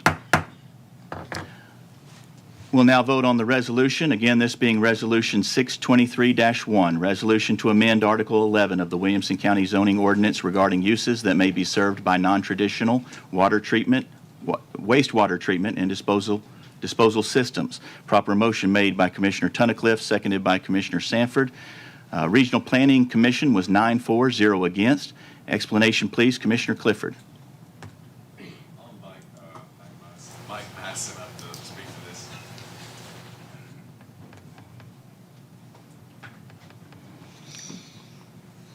All right, so next up we're doing is Resolution 26, right? 28.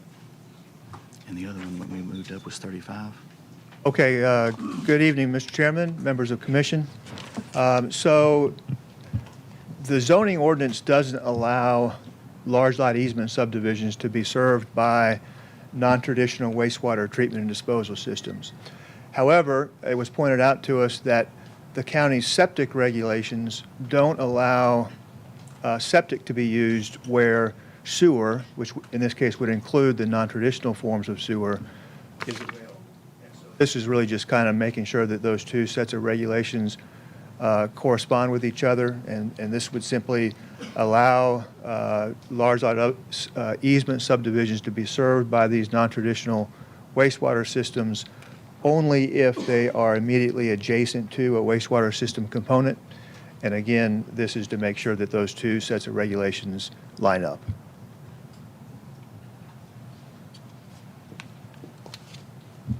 Questions for Mr. Madison? We have a question from Commissioner Sturgeon. I'm having a hard time understanding what's actually happening in this resolution. I know, I think I understand what a large lot subdivision is, but what is a non-traditional blah, blah, blah, blah Okay, septic system? Yeah, so a non-traditional wastewater treatment and disposal system is a wastewater system that that treats typically individual developments. So unlike a municipally provided public sewer system, the treated clean wastewater that is that these systems treat is then disposed of into the soil through a drip system rather than discharged into a stream or a water body. Does that help you? This resolution is allowing large lots to have that type of system? So what this would allow is a large lot easement subdivision, and those are subdivisions that are at least 5 acres in size. They're limited in the number that they can have on a private driveway to tap into an existing wastewater system like this if it's adjacent to some of those system components, but only in that real narrow circumstance. And if they can't, then they have to go with the septic. That is right, yes. You're welcome. Any other questions for Mr. Madison? Question from Mr. Clifford? No. He's made the motion. If there's no other questions, if we're ready to vote, all those in favor signify by pressing your yes button. Any opposed, your no. Anyone wishing to change their vote, please do so at this time. Record the vote, please, Mr. Whitby. 24 yes, 0 no. Resolution passes. Okay, we've moved up Resolution 62328, so we'll hear it next. Again, that being resolution authorizing the Williamson County Mayor to execute grant documentation with the State of Tennessee Division of Elections on behalf of the Williamson County Election Commission and appropriating and amending the 22-23 Election Commission budget by $909,279. Revenues to come partially from grant funds and general funds. Proper motion made by Commissioner Herbert, seconded by Commissioner Steve Smith. Property Committee was 2-4, 2 against. Budget Committee was 4-4, 0 against. Explanation, please, Commissioner Herbert. This is to receive grant funds from the state of Tennessee in the amount of $909,279 for voting machines. Any questions? Commissioner Richards. I have a little bit of a speech here, so stand by. I'm not sure if this mic is working. And again, as a reminder, 3 minutes. Yep, just holler at me. My fellow county commissioners, we can do much better than this current proposal, much better. Over the last 4 or 5 months, I've been working with Chairman Duda and our election commission to come up with a compromise. We are back here tonight reviewing the same proposal we rejected last month because the Williamson County Election Commission does not want a compromise. They and the State Election Commission are trying to convince us that all purchasing a machine-marked, machine-counted solution is the only option available to us.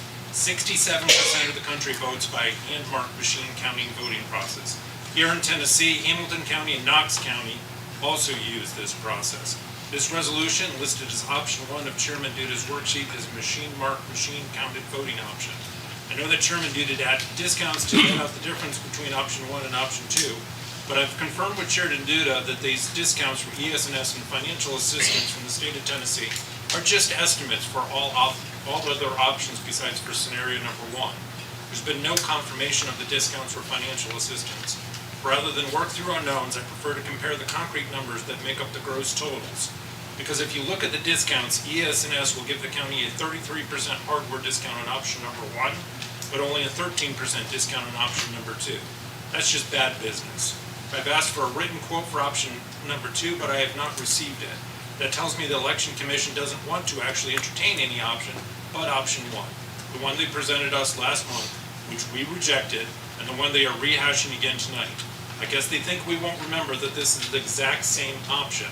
Now, we've already rejected the machine-marked, machine-counted proposal last month. Why do we not have a resolution for hand-marked, machine-counted? It's the more cost-effective option. Let me repeat. Option 2 is a hand-marked, machine-counted voting process. It is legal in Tennessee. State law requires us to machine-count the ballots. Hand-marked, machine-counted. But wait, there's more. Option 2 includes 2 ballot marking devices for every voting location, provided just for ADA compliance. It is safe to assume not even 1 BMD will be used at every vote center, never mind 2 per vote center per election. If we really think we have that high of a failure rate for the BMDs, these machines cannot be used as a backup to the voting process, then I think we've really underestimated how many BMDs we would need for scenario number 1. Looking back to 2019, the original contract with Dominion had the county purchasing over 300 BMDs for 23 vote centers, but this current proposal is only for 200 BMDs for 23 vote centers. And yes, there are even more cost-friendly options than the 2 presented here.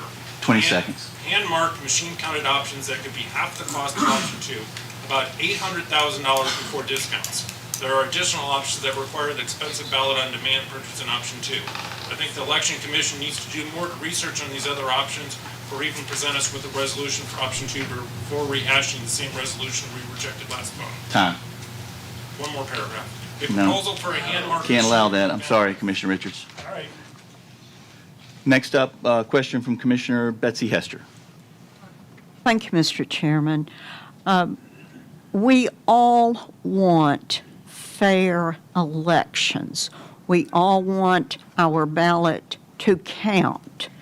We have differing opinions on how that can happen. I do not believe in any way, shape, or form totally only hand-marked ballots can be verified, certified, bona fide, qualified, and certified. There is too much human error. If you're talking about a machine having error, that's one thing. The Bible says, all have sinned and come short of the glory of God. That's in Romans 3:23. It is true. All, that's every person. I don't care whether you go to church 5 times a week or none. All have sinned. That's people. That's people. Also, in 2 Timothy 1:7, God has not given us a spirit of fear. Think about where fear comes from. Thank you. Commissioner Aiello. Thank you, Mr. Chair. My fellow commissioners, under TCA 212-116, it is the Election Commission's exclusive role to select and approve voting equipment for the county. It is the county's role to be the funding body to provide funding for the Election Commission's selection. TCA 29109A states that while we are the funding body of the Election Commission is obligated by law to move forward with equipping precincts with voting machines that they have selected. This means that they can move forward with or without this commission's approval. One of the Election Commission's duties under that same 212-116 is that they are to hire legal counsel to conduct the business of the EC. And they will use that counsel to purchase machines and then sue the county for reimbursement. They have stated in the last meeting they are moving forward with funding these machines. The present statute requires use of voting machines and the Election Commission to ensure the purchase of these machines, and it has been in effect since the 1970s. In 1988, Benton County tried to not purchase machines for their Election Commission. The Election Commission declined to fulfill its responsibilities and was sued. They were compelled to comply, and the county could not be exempted from a statewide statute regarding the requirement of use of election voting machines. Now, the current statute that's in effect does require that on or after January 1, 2024, each voting machine used by a county election commission must produce a voter verifiable paper audit trail. These machines that the election commission has selected would fulfill that obligation under that provision under the specifications of 29101. I have no interest in incurring the additional expense of the county defending against a lawsuit brought by the Election Commission that it will lose. I have no interest in losing the $1 million in state grant funding for purchase of these machines and the inevitable credit downgrading that such a legal action would have on the county. Perhaps some would like this commission to ignore law and ultimately raise property taxes to cover what would otherwise be an unnecessary expense, but I do not have that interest. I'm voting in favor of this because this is the most cost-effective scenario presented given the state grant funding, and I urge the commission to vote the same. Thank you. Commissioner Judy Herbert. Okay, my speech is going to be short and simple. This resolution, the money from this would pay for the voting machines we used in the last election. There was an audit. It was 100% correct. It's a paper trail also. If we do not vote for this and give away almost $1 million, then that means we're going to have to borrow that money to buy another machine. That's going to raise our debt. How many of these commissioners ran on complaining about our debt? And also, it's going to raise taxes. So if you vote no, when you have to raise taxes to cover another machine, you think people are mad about voting, you wait till you raise their taxes. Some of these new commissioners haven't been through tax increases, and they're not going to be very happy. Thank you. Commissioner Sanford. I have a question for Chairman Duda. If you can come up, please.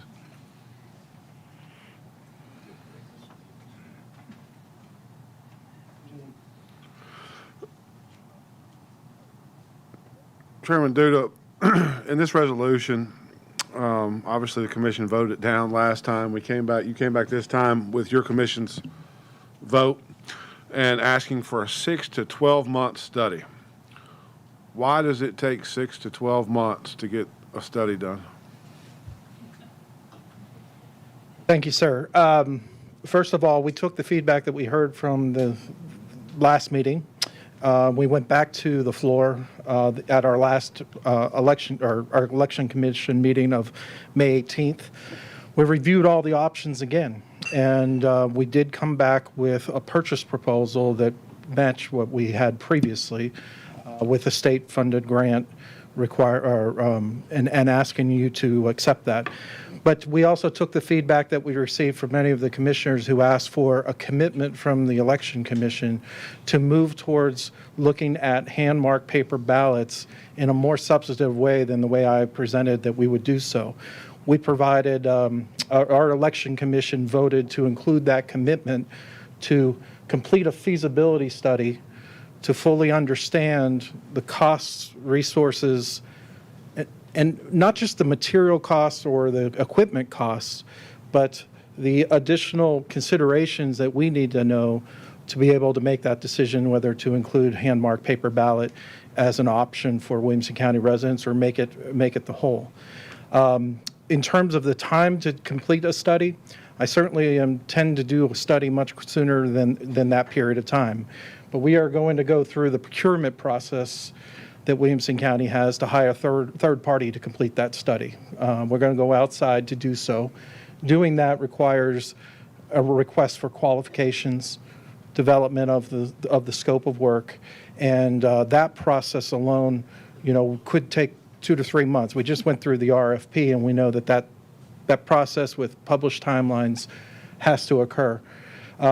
We intend to bring in a professional third party to help develop a plan specific to Williamson County and identify, like I said, the costs, resources, not just equipment costs, but potentially staffing costs, potentially, how our vote centers need to be configured to handle hand-marked paper ballot. All of the considerations of a change such as this just can't happen overnight. And our commission discussed it, and a study is what we believe is necessary next. Again, taking feedback as well that commissioners were asking for us to commit to that.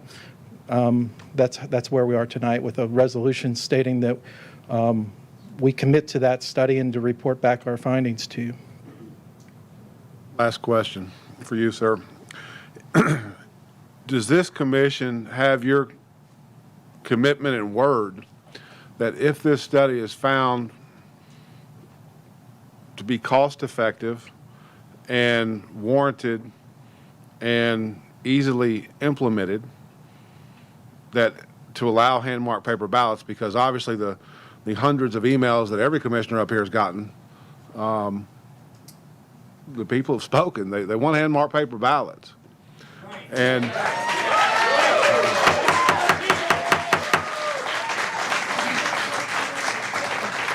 again, I'll ask for silence. I, for one, am not as passionate as those people. But either way, but if they want hand-marked paper ballots, for God's sake, give them hand-marked paper ballots. So do we have your commitment that if this study finds that it's warranted, that the Election Commission is going to recommend and implement hand-marked paper ballots for these people? I'm not in a position to commit to something without the full knowledge of all of the aspects of it. The election commission is tasked with conducting the elections for Williamson County, and we are tasked with doing them with excellence and to execute on that to the best of our ability. I can't recommend that method in Williamson County today. I provided you a letter last month explaining why and our considerations at this time. I am committed absolutely to looking at every aspect of elections continually, not just tonight and not even after a study like this. We always have to respond to what's available to us to be able to produce elections that people can count on in Williamson County. That's number one. But absolutely, I commit to you that a study like that, the Election Commission will review with the intent of identifying what is necessary to be able to bring in hand-marked paper ballots into Williamson County. As for that, that's the extent of what I can commit to. Commissioner Mary Smith. I got one more comment, sorry. That's fine. Commissioner Mary Smith. I guess probably just reiterate what Commissioner Sanford just asked. Really what we're getting is we're just getting if it's possible to do a hand-marked paper ballot, not how we would implement a hand-marked paper ballot. Is that correct? No, you're getting how to implement for how Williamson County Election Commission could implement the hand-marked paper ballot is the intent. But secondly, I want to remind everybody that the configuration, and the commission discussed this at length at our last meeting, the configuration that we are requesting tonight has the capability of adding on the ability to add hand-marked paper ballots. So if we go that direction, we would have the tabulators that can receive a ballot either produced by a ballot marking device or hand-marked paper ballot in our vote centers. So we are, in essence, building upon the possibility of that. not just with a study, but with the equipment we're asking to vote this evening. So the equipment that we're looking at, though, right now is to basically equip 25 vote centers for the 2024 elections. But what we have immediately in front of us is just the City of Franklin elections. So is it not possible to just get the funding that we need to execute the elections that we have coming up, complete that study, and at the end of that study, if we have the ability to add to this configuration the ballot on demand option, which, as Greg said, a lot of our folks are asking for, overwhelmingly asking for, I would prefer that too. If we have that option, wouldn't it be better to request the money from the state that we need right now to equip for this upcoming election, and then after the study is over, look and see what the configuration looks like, and then ask for the remaining funds that we need based on that configuration?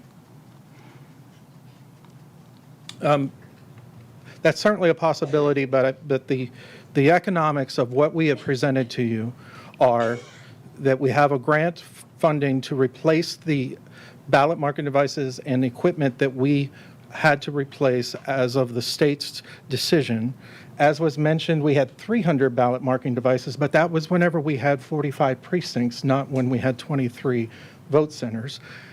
We are asked, the state has provided this grant to us to replace what we had lost. Your scenario of only purchasing less, we would have less grant monies. And secondly, in terms of the economics of the decision today, if we do not follow through with a purchase with ES&S, we have a lease payment due for February or March to July of $138,000, which is greater than the purchase price today for Williamson County of $116,000 to receive the full complement of equipment that would have replaced what we had to replace from Dominion. It's securing election equipment for City of Franklin would certainly be less than the full component that we have in-house today. But we would, like I said, economics-wise, pay more for the possibility of maybe purchasing less. I don't know how to answer. I'll answer. Yeah, I mean, I would like to see the numbers on that, though, like specifically like how much we could get of the grant money. But I think at the end of the day, really what we have here is a trust and transparency issue. We have some folks that trust the machines. We have others that don't. I think that it's to do our due diligence, to really abide with what the people are requesting. We need to find a way to implement a hand-marked paper ballot and include the scanners, which are mandated by the state. Both the ballots should be the same. I walk in, I get the same ballot as the person that's using the BMD. The ballot should look the same at the end of the day. No barcodes. Everything goes into the tabulator, gets counted, can get certified, and we've not violated any state statutes, and we've also given the voters what they're asking for. So that's what I would really recommend, and do that as part of the study. And that the outcome from that study would definitely include a hand-marked paper ballot option. Commissioner Lawrence. Thank you, Mr. Chairman. Good evening, Jonathan. Thank you for being here. And thank you again, everyone, for coming out tonight. And thank you for all of you who emailed us. We definitely have a lot of concerns on this issue. We have heard you, as you've heard from some of our fellow commissioners. And I did hear, one of the speakers tonight ask a good question. It seems to me a little backwards to purchase a system and then do a study. And some of the and beyond just the scope of paper ballots, here's all the issues that I've heard and I've written down that have come to us in either emails or some of the speakers tonight. First of all, I brought up at the last meeting accountability. We didn't have accountability in the Dominion contract. Are we going to have accountability in the ESS contract? We probably don't know that until we know they're going to agree to whatever terms we want to ask them to put into the contract. Commissioner Stresser brought up the issue of forensic audits, making sure that they will allow us to do those types of audits after an election. Again, that needs to be in the contract before we sign it. We are sure they will agree to it before we sign on the dotted line? I think the answer to both of those questions right now is no. Beyond that, There's the issue of the ballots, whether we do pre-printed ballots or ballots on demand. What are the costs of those? Are they less expensive, more expensive? I mean, these are the, we don't really have the numbers on that. We've heard from various sources that the cost would be a lot lower. But if we did a study by an independent third party that gives us the actual number, I think we would feel better about voting on that. Again, network security and internet connectivity, another couple of things that have been brought up. Vulnerabilities to the systems and the software. So if we're going to do a study, it seems to me that we need to include all of those things in the study and make the study very comprehensive and address all of the issues that have been raised before we make a decision on what we're going to purchase. And with one small election coming up later this year, it seems to me that we have time to do that before we make a decision to purchase this. And all leases are negotiable. I'm just wondering if we can extend what we've got for a while, if we can negotiate with ESS a little harder on what we want and what we expect from a new system. Well, thank you, sir. First of all, I've heard it before. I've heard it from others. There is a process in place for our machines to be inspected and have a forensic audit, as you said and as you asked last month. We actually utilized that process for the City of Franklin election in October 2021, and that is the State Division of Elections, and then also through the assistance of the U.S. Election Assistance Commission, who have certified voting system testing laboratories that have the ability to forensically audit and inspect the machines down to the nuts and bolts and down to every single code. They have the resources and the capability to do it. That's the way this process is set up. So we absolutely already have, and we do have, forensic audit capability. If you're asking for the ability to bring in whoever we choose to do an audit, that is not the process. The process is the election vendors are certified through the USEC, and they are the ones that have those resources available. We don't have coders. We don't have. I'm just telling you, there's a process in place today for forensic audits. Secondly, in any scenario of a hand-marked paper ballot implementation in the city, or I'm sorry, in Williamson County, would require 70 tabulators that have that ability to do that.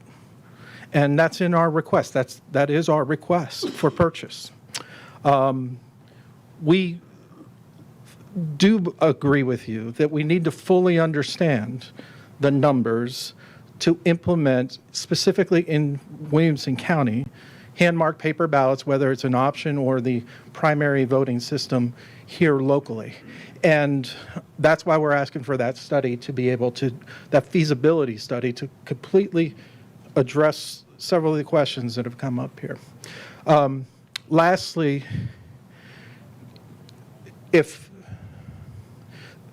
you look, the 200 ballot marking devices that we are requesting are to replace what we already have, and the state is providing us a grant to do so, because it was their decision that we could not use the previous vendor that we had purchased those materials from.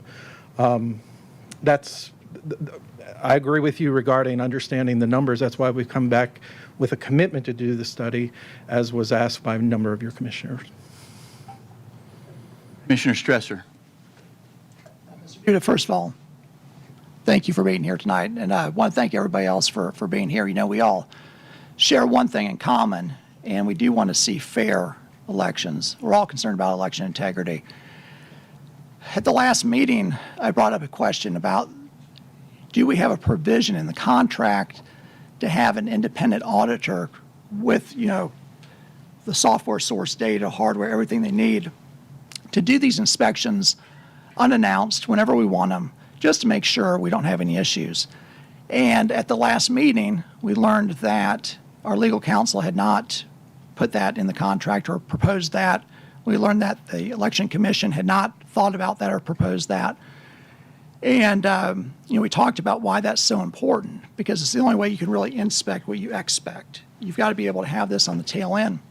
So it was interesting. And then we had our property committee meeting, and I asked Mr. Cook about this, and he said, well, I'm putting the language in there. And I said, well, that's great. But do we know what their response is going to be? Do we know what the final language is going to look like? And it feels a little bit like, we probably remember this notorious comment by Nancy Pelosi back in 2010. It was when they were debating Obamacare, and she basically said, well, we've got to pass the bill before we see what's in it. And it really does feel a little bit that way, with all due respect. I don't think we should ever be in a position as a commission to vote on anything until the final contract is completed, so we can see everything that's in it. It just doesn't make sense. I have the pleasure of serving with a lot of very good business people, attorneys, and I'm very confident that they probably won't allocate major funding without reviewing a contract and its completion first. Thank you. Commissioner Tunnicliffe. Chairman Duda, thank you very much, not just for being here this evening, but for all the work that you and your commission does. I know you've spent numerous hours working through this and coming to public meetings. I also want to thank Chad Gray for the amount of work that his team does, which is amazing, always has been. I have received emails like all of us. I dispute the numbers that some have said tonight. I dispute some of the data that's in the emails we receive. I have counted the emails I've received from unique individuals, not from multiple people sending same person sending multiple emails. Since May 9th, I have received 62 emails in favor of voting machines. I have received 111 not in favor of voting machines. You think that's impressive. It's 173 emails. I take all of that.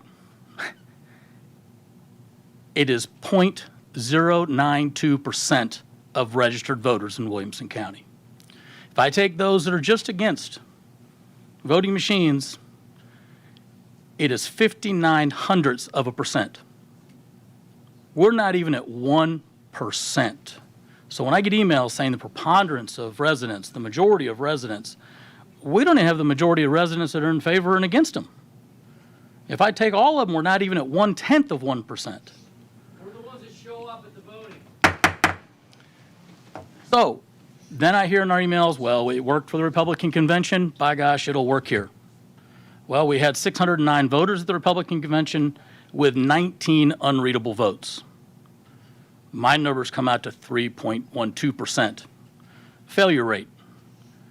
We look at that and we go, well, let's take that against the votes cast in November of 22. That's 2,684 votes that would have been thrown out or had to go back and chase somehow. I don't even know how you do that. My point here tonight is not that we have a majority, we don't have a majority. This has worked. It has worked well. I am proud of the work that the county has done, the commission as well as Chad's staff. I think they do yeoman's work. It's amazing. And I do appreciate everyone's input. I read every email that comes in. And thank you for that on both sides. But in closing, I have to, after listening to Sean Aiello's amazing statement, I have to agree wholeheartedly that I am going to vote yes this evening. Thank you. Commissioner Sturgeon. Thanks for being here, Jonathan. I know you're in the hot seat. But did anybody on the Election Commission talk with any of the other counties that are using hand-marked paper ballots right now? Have you guys, or is this like, it kind of feels like it's an afterthought that to yeah. So did you all evaluate hand-marked paper ballots? We did. Part of the thing that I want to do in the study is actually observe it, actually see it occur. Hamilton, Shelby, Murray now has done that. The feedback we have gotten, an election administrator told me on the phone, if you have any chance not to do hand-marked paper ballots, don't do it. I mean, that's What county was that? Shelby County. Yes, we've gotten the feedback. We've gotten the mixed results. We've seen the data. I've looked at the actual, experience. In Shelby County, they give their voters an option to vote by hand-marked paper ballot or ballot marking device, the same system that we would. I simply don't understand that. What I do you mean, it's kind of like saying a bank who handles how you deposit your checks says, well, you can use this system if you want, or maybe this other system if you want. No, they find the most secure system, and you're forced to use it. So I don't understand letting people choose, unless it's ADA, unless they're handicapped and they need that extra help. I mean, I think you need to pick the most secure. The most secure is more important than the most convenient. Banking system, the banking system has definitely picked the most secure system, and it's electronic in our banking system. But having a choice so that voters have the ability to vote in the way that they prefer, I think fundamentally is a question we need to be able to answer and look at. And in Shelby County, they have that option. Every voter has that option. And less than 5% of voters chose the hand-marked paper ballot option. I also understand that is something we're considering as well. That was partially because a lot of people didn't know they had the option. It wasn't advertised. We are not Shelby County, and that is. Right. So, but if you're going to use that as a reason, then you have to understand why only 3 or 5% chose it. I mean, if people weren't explained that they had that option, then that would. I don't want to make the decision here based on something that went FUBAR in Shelby County. Well, the second election that they had, since they've had that ability, the number went down to 3%. So, as voters become aware that that's an option, you would expect that to increase. We are seeing mixed data, and that's one of the reasons we have reached out to the election commissioners or other election in Tennessee as well as outside of Tennessee to get feedback. One last concern I have is the contract, I understand, is confidential, so we're not even allowed to see it. Is that true? No, that's not true. The RFP that was provided to us included sections marked expressly as confidential, and a commissioner asked me for a copy of the RFP, and in prudence, I reached out to our counsel to say which portions of this should be sent or not, and they actually sent the whole entire RFP. That's what occurred today. The entire RFP was provided to the commissioner that Why requested should any it. part of the contract be confidential? Not a contract. The RFP, I'll let the... Trade information that is confidential under Tennessee law and can be redacted from public documents. Proprietary and trade information. If there is information contained that is specific to that system or that industry that is such that it would give a competitor an advantage for it to be disclosed, it is called a trade secret under Tennessee law, and it must be kept confidential. Well, I would like to see the contract.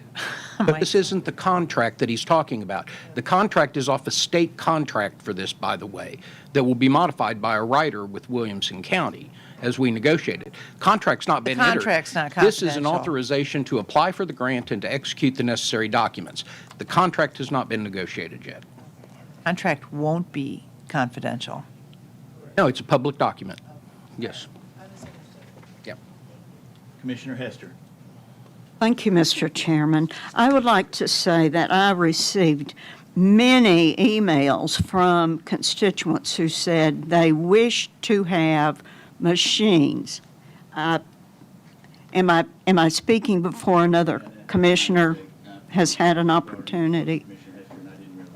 I apologize. I yield. Press your button again to speak in rotation, but now we're on Commissioner Sanford. Yes, sir.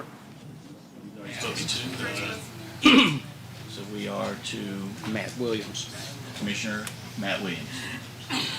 Thank you, Jonathan, for being here tonight. A lot of passion in the room tonight.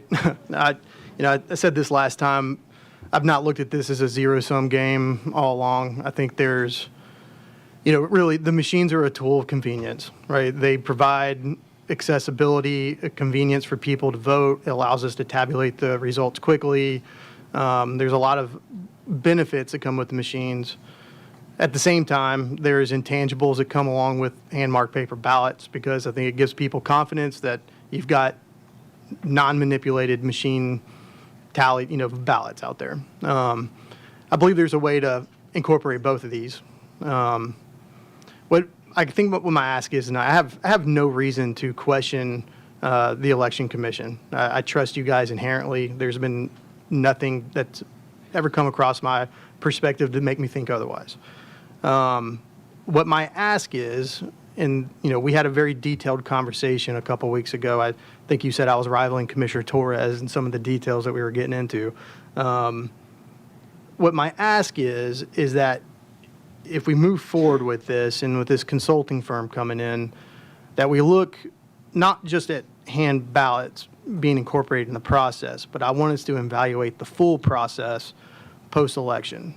Because at the end of the day, whatever the process is, I want to ensure that the truth will always be known, and that process is an infallible process, even if we use fallible equipment, right? Because errors and glitches and mistakes can happen, right? But that the process as a backdrop will always ensure that the truth will be known, right? And ultimately, that's what's important to me. And I think the hand ballots incorporated in the process is a way of ensuring that, right? And giving some trust and confidence to the people that don't trust the machines no matter what, right? But I'm asking for your commitment on that too, that we can at least, I want us to have that full evaluation of the full process, not just limited to hand ballots being incorporated or not, but what within statutory limitations can we also incorporate into our auditing process post-election, right, to make sure that the truth will always be known and verified. Can I get your commitment on that? Absolutely can. It's what we do every day, but in this particular instance, as we look to the future for what we're doing for Williamson County, that's a absolute fundamental component of that. But I will make sure that in this study that is specifically addressed.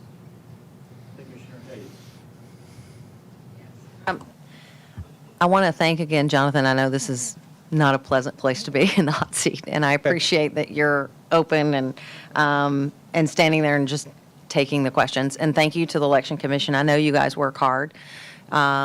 It's an important job that you do. Also to fellow commissioners, it's healthy debate, and I appreciate that. And I extremely appreciate all the emails, both for yes and no votes, because this is America. We're free to be able to say what we want to say, and we have a right and a privilege to have elections that are fair and free.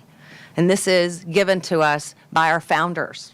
And so having machines, and I have been anti-machine for over 20 years. I asked for paper ballots when we first got machines, way back when I lived in Texas. And I don't like them.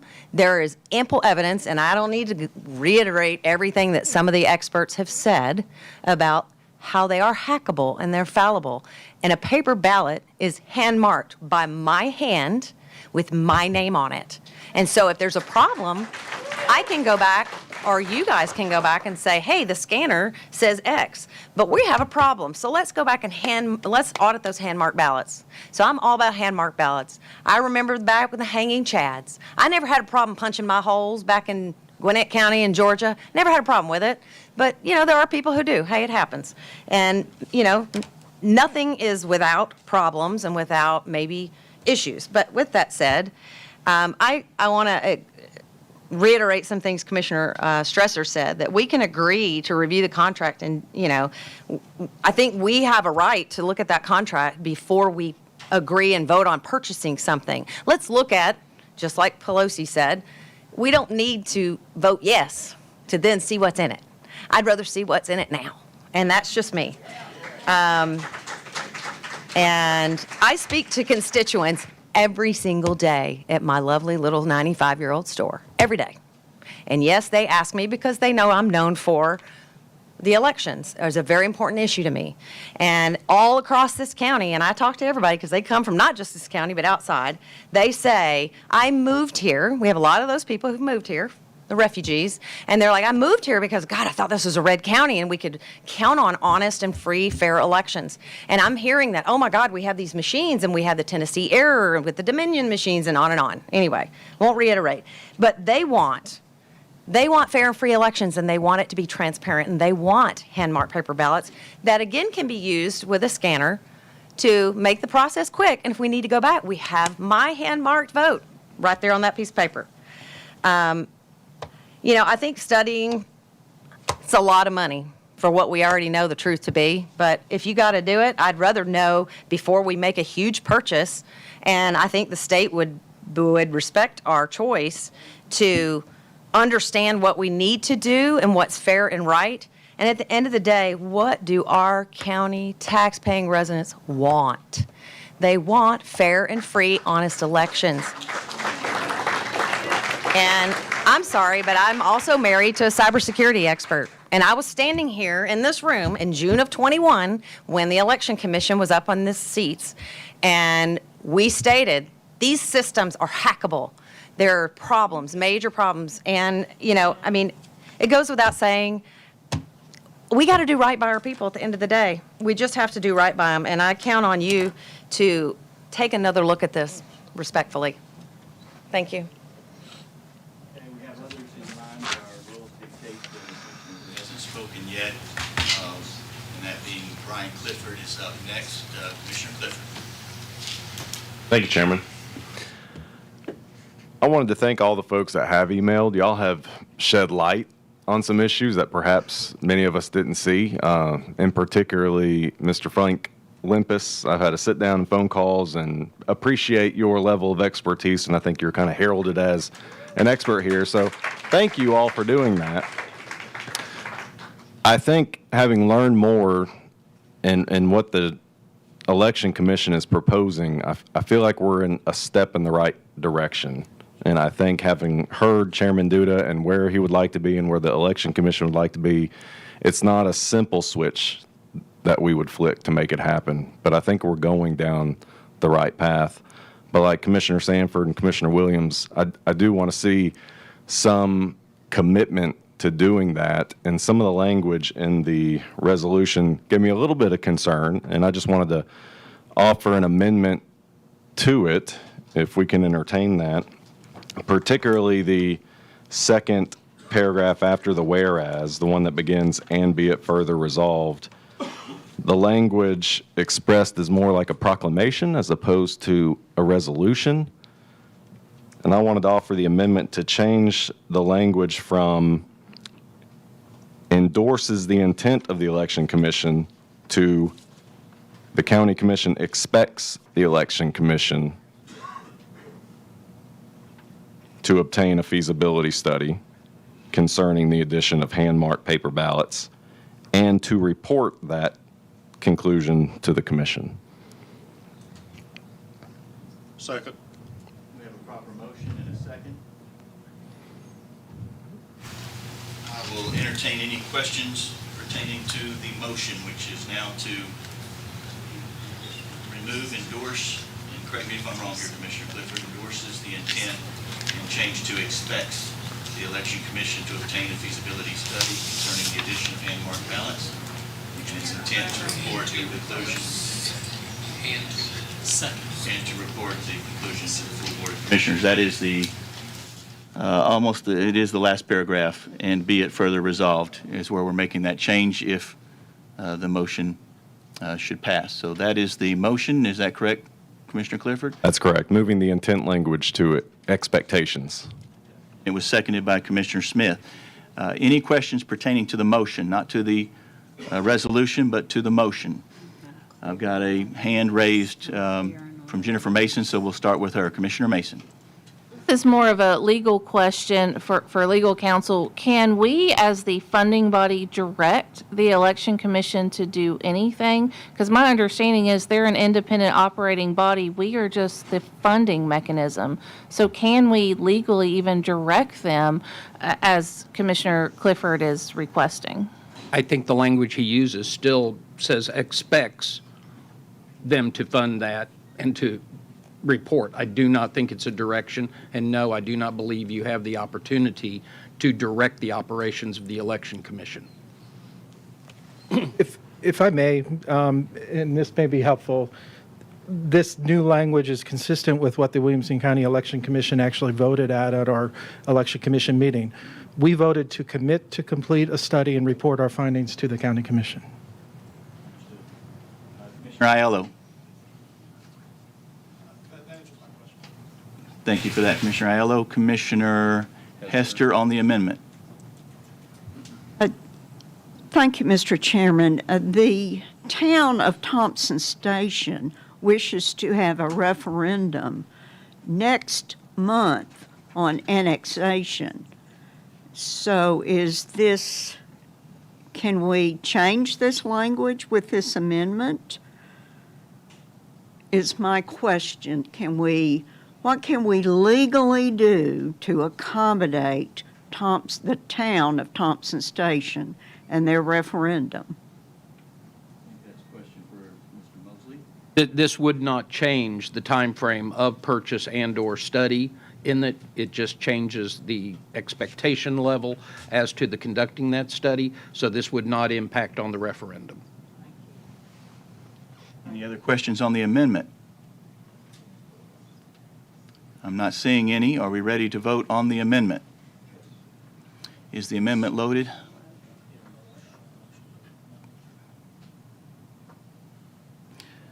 The amendment appears to have been loaded to remove endorse and change to expect. And we already have the motion and the second. So if we're ready to vote, do you need another motion for the computer? There we go. Yeah. Brian Clifford made the motion, Commissioner Steve Smith seconded it, and I think now we're ready to vote. If you're in favor of the amendment,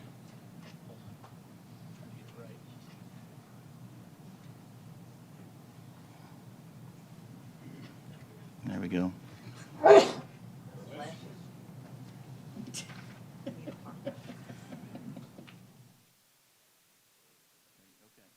Ready to vote now. If you're in favor of the amendment, press your yes button. Any opposed, your no. Anyone wishing to change their vote, please do so at this time.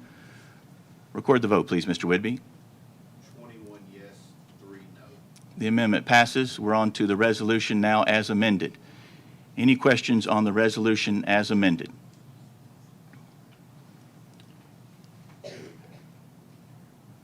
Commissioner Sanford. Jonathan, I'll be quick. Thank you for all that you and your team does. And I believe you do it for free. Not exactly. We get paid per meeting. Kind of like I do. It comes down to dollars and cents here, unfortunately. If we vote no, do I think that the Election Commission file something with Chancery Court? I don't think y'all will. Maybe you do. Maybe I'm wrong. I just don't think you will. But what does that mean? If we vote yes, we get almost $1 million from the state of Tennessee. Every commissioner up here is charged with the fiduciary responsibility of responsible spending for the citizens of this county. And you've heard the people, I'm not going to beat a dead horse, they want hand-marked paper ballots. You and your staff, get them hand-marked paper ballots, simple. But I think this comes down to dollars and cents. If we vote yes, we get the $1 million, and I hope that your study doesn't take 6 to 12 months. If we vote no, what does that mean? Maybe you go to Chancery Court, maybe you don't, but then we miss out on the $1 million. I think it would be irresponsible of this commission to not take the $1 million from the state. That's my opinion. That's where I'm at. Commissioner Smith. I just want a clarification on the 19 votes that had to be thrown out. I don't know that they were thrown out, but what happened with those 19 votes? Were they able to fix their vote at that time? Yes, they were 19 votes that had to be cured. The voter had to revote. Okay, so today, you do have a hand-marked paper ballot option, right? It's the absentee ballot. It's watermarked. We can request that. We have to come in, show an ID, if I understand correctly, the first time we request it. Why is it then, if we come in as early voting, if it's an extension of that, why would I not be allowed to get a hand-marked paper ballot today if I come in during early voting and request that? Well, early voting is not an extension of absentee voting. Convenience center voting is a direct extension of early voting. The same technology, the same premise of going to any early vote center to vote is the premise of convenience center voting, where you can go to any convenience center location to vote. It's the same technology that we use. But for absentee ballot, there's a whole provision in state code about that thick about absentee ballots, how they're handled, how they're requested, who can qualify for them, and how they are to be processed, counted, and that's separate from election day voting or early voting. But they are tabulated though, right? There is a machine that actually reads them. Correct. We use a tabulator, the same tabulators we're requesting to purchase, to tabulate or to scan the absentee ballots, yes. So we do have a hand-marked paper ballot option. Today, I have to request this via mail. How difficult would it be to actually allow someone to come in and request that hand-marked paper ballot when they come in to the voting center and have that option available to them, and then have it follow the code once I actually, so instead of requesting it and getting it by mail and making my choices, I come in and I make my choices there, and it's ready for it to be counted. Right. We believe it can be done. I don't have all the answers to what is involved, every aspect of it. That's the purpose of the feasibility study. But there's complexity when a voter does use a hand-marked paper ballot. There are multiple ballot styles, whether you're doing precinct voting or you're doing convenience center voting. You have different styles. You have inside Franklin city limits versus Franklin Special School District, and you have outside Franklin. I mean, there are multiple ballot styles. Serving the correct ballot to an individual, having them hand mark and vote that does produce then the opportunity for them to cure it when the tabulator, which is programmed to, for instance, county commission race, vote for 2 in a district. If somebody accidentally voted for 3, they would have the opportunity, the ballot scanner would return that. There are certain, I guess I'm getting way into the weeds maybe to answer your question. It's very similar, but there are resources and costs that we need to understand to be able to endorse moving to a system like that. Okay, so that's one question to answer. We already do have the ability to provide a hand-marked paper ballot. How we provide that and how that process works maybe still needs to be studied. But we already do have a hand-marked paper ballot available. I think one of the things that, has been mentioned, and obviously this is a very emotional issue for many people, because I do believe, I'll just speak for myself, casting my vote is an emotional decision for me. And I think being able to do that by hand does give you a connection.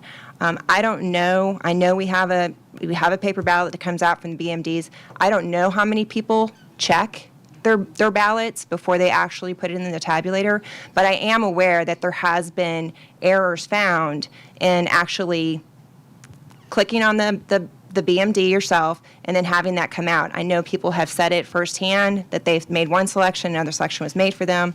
I have seen studies where only 20% of voters actually check their ballot before they put it into the tabulator. So we really have no way of knowing what the failure rate is of getting the person's intent when they're using a BMD. However, if we are using a hand-marked paper ballot and we are making the selections directly, if we take it to the tabulator and there is an error, we would be able to fix it at that moment in time. So we could self-adjudicate.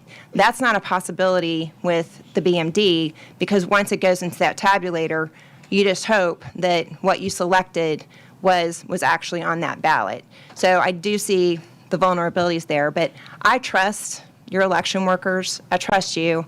You all take oaths. You take an oath to uphold the county, the state, the laws of this country. I don't know the people who program these machines. I don't know the people who assemble these machines. I don't know if they take an oath or not. But I do know that the people that conduct our elections here in Williamson County are trustworthy. And I do think that is something we need to consider. And I think what we've said about contracts, how those contracts are written, is very important to uphold that trust and transparency. We'll never have 100% voter confidence, but that should always be our goal. And again, I appreciate all the emails, all the research. I know how much time has gone into this, and I can't tell you how much it's meant to me and hopefully to the rest of you, the work that y'all have provided. Thank you. Commissioner Jennifer Mason. Thank you. As an attorney, I very much enjoy debates. I enjoy spirited debates. And however, looking at the people who have selected to speak, it seems like we are recycling the same speakers. So at this time, I would ask a call for the question. Second. Motion and a proper second to call the question.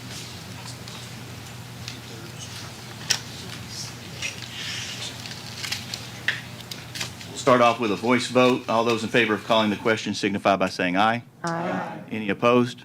No.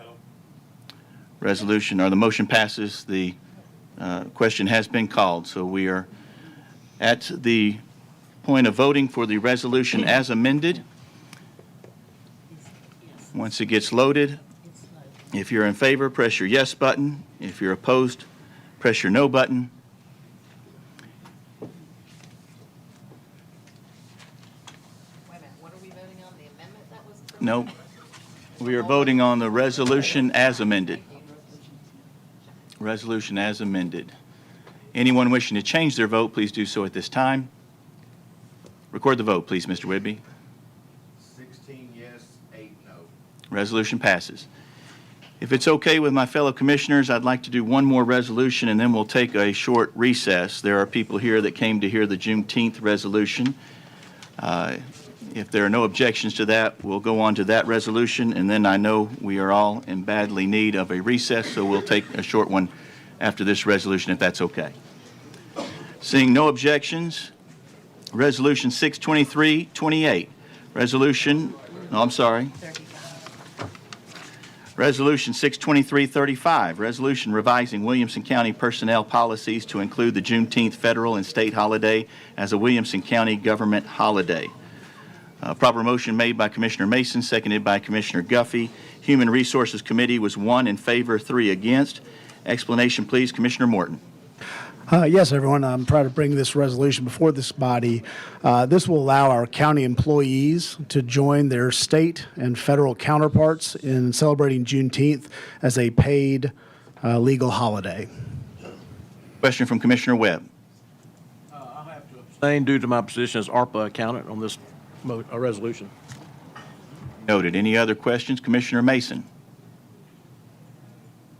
I would just like to speak to the resolution as a whole and just give you all something to think about, because I know there's been debate about this in committee.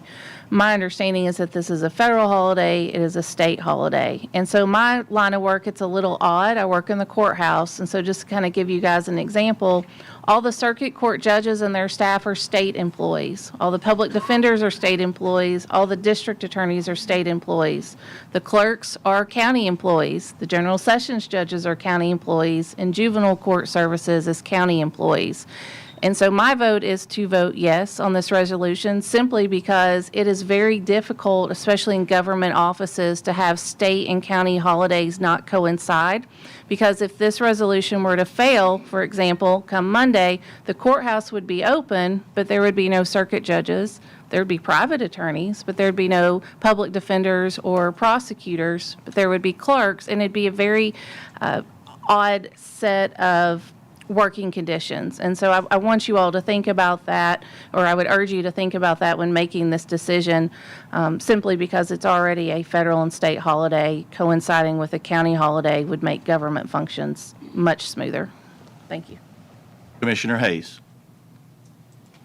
I just wanted to comment because we did have a lot of discussion in committee, and my reason for voting no, I'll be very honest, as I spent 26 years in human resources, and I have had to make decisions on adding holidays, taking away, changing policies, procedures, everything. And there was discussion about the fact that we are not competitive from a benefit standpoint for vacation as well as holidays for many other counties. Now, I understand this is a federal and state holiday. I respect that. But from my perspective, and I know several of my other colleagues in the room discussed, so why should we have to be forced to follow a federal and state guideline, number one? Number two, I'm looking at my constituents and saying, okay, so in the spirit of diversity and looking at other people, I have no issue with Juneteenth. Let me just put that on the table right there. It's more so looking at if we're going to add a holiday and we're going to have to pay for that as a county and as our constituents ask them to pay for that, why not give our employees the option of having a floating holiday where they can use it? Because I've faced this. I have literally faced this where I've had my Jewish colleagues when I was in human resources say, why don't we ever get a holiday? We have Christmas, we have this, we have that. Why can't we have a holiday? And I respect that. And I said, okay, well, you know what? That changes my mindset on when we were looking to assign a holiday and we made a floater. Now, I know that that's maybe a little weird for county government, but I like the option. I'm one of those people who likes the option. That's called freedom. And so we did present, why not look at doing a floater where if people want to take Juneteenth, they can, or if they want to take Rosh Hashanah or a Muslim holiday or whatever suits them. I know there are a lot of people I know who would like to take the death of their parent because it's a very emotional day for them. And usually they take vacation. But anyway, it's a floater that allows people to do what they would want. That was my no vote went in. And I think that we can do better as a county, especially when we're trying to attract people. It gives people more of an option and they like that. So respectfully, that was my reason. And, I'm good. Commissioner Richards. In committee, I asked how much the cost would be for this, and I think there was a promise of we'd figure out how much the cost was. Any department head here that,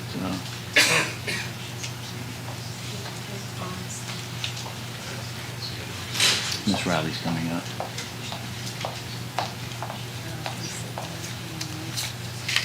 Yes, we're looking at a total for full-time employees for 8 hours for the day would be approximately $165,000. And that is for all county. That does not include schools. That's just highway, solid waste, landfill, and general fund employees. Commissioner Mary Smith. I just want to concur. Can you hear me now? I just want to concur with what Commissioner Hayes had also said, and that's one of the things that did come up in committee, is I think in the spirit of diversity, we want to respect, if Juneteenth is an important holiday to people, that they have the ability to take that day.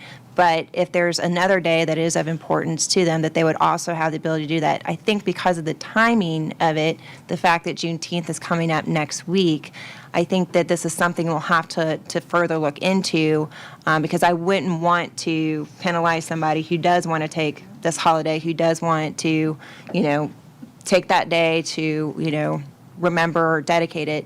But I do hope, and I did talk to the director, the HR director, about looking into some sort of floating holiday schedule that would allow for employees to choose that day that is of importance to them. Any other questions? Seeing none, if we're ready to vote, all those in favor signify by pressing your yes button. Any opposed, your no. Anyone wishing to change their vote, please do so at this time. Record the vote, please, Mr. Whidbey. 20 yes, 3 no, 1 abstain. Resolution passes. Let's take a 15-minute recess and be back here at approximately 9:50. Give him an extra minute. I know.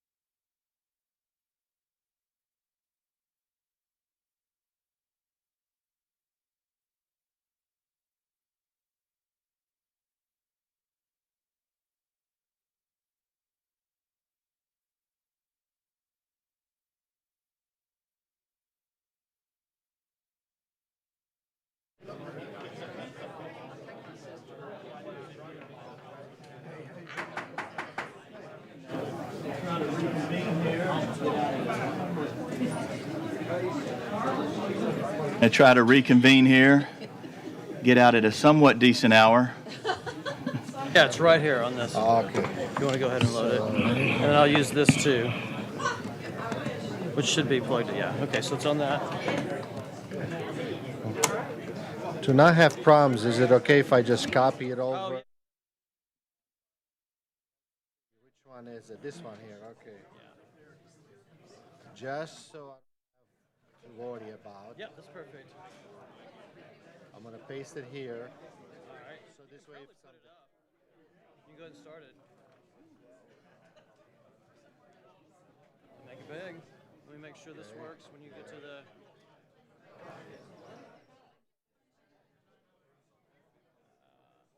Is that what you want? Yeah, that's it. I'm trying to see if I can. I can't forward it. Oh wait, I can turn it on, brother. That should do it. Oh, that works. Okay, we're good to go. All right. Thank you. Except for summer school. Hey guys, pass down your sheets. I think they already passed them. Oh, okay. All right, well. Yeah, people like your husband, so have to work. Holly Rancher? Yes, something. Kick one out. I didn't get supper. I'm starving. That's not good. Oh, and I've got to get up super early. Okay. Well, she has 23 and I have 20. Is somebody here that can turn the air on? They did. Air on? They turned it down. Everybody's freezing.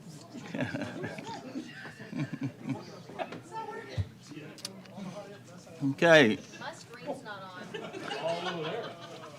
As we all take our seats, I do have a request to move A lot another of them aren't working, I'm sorry. Oh, yeah.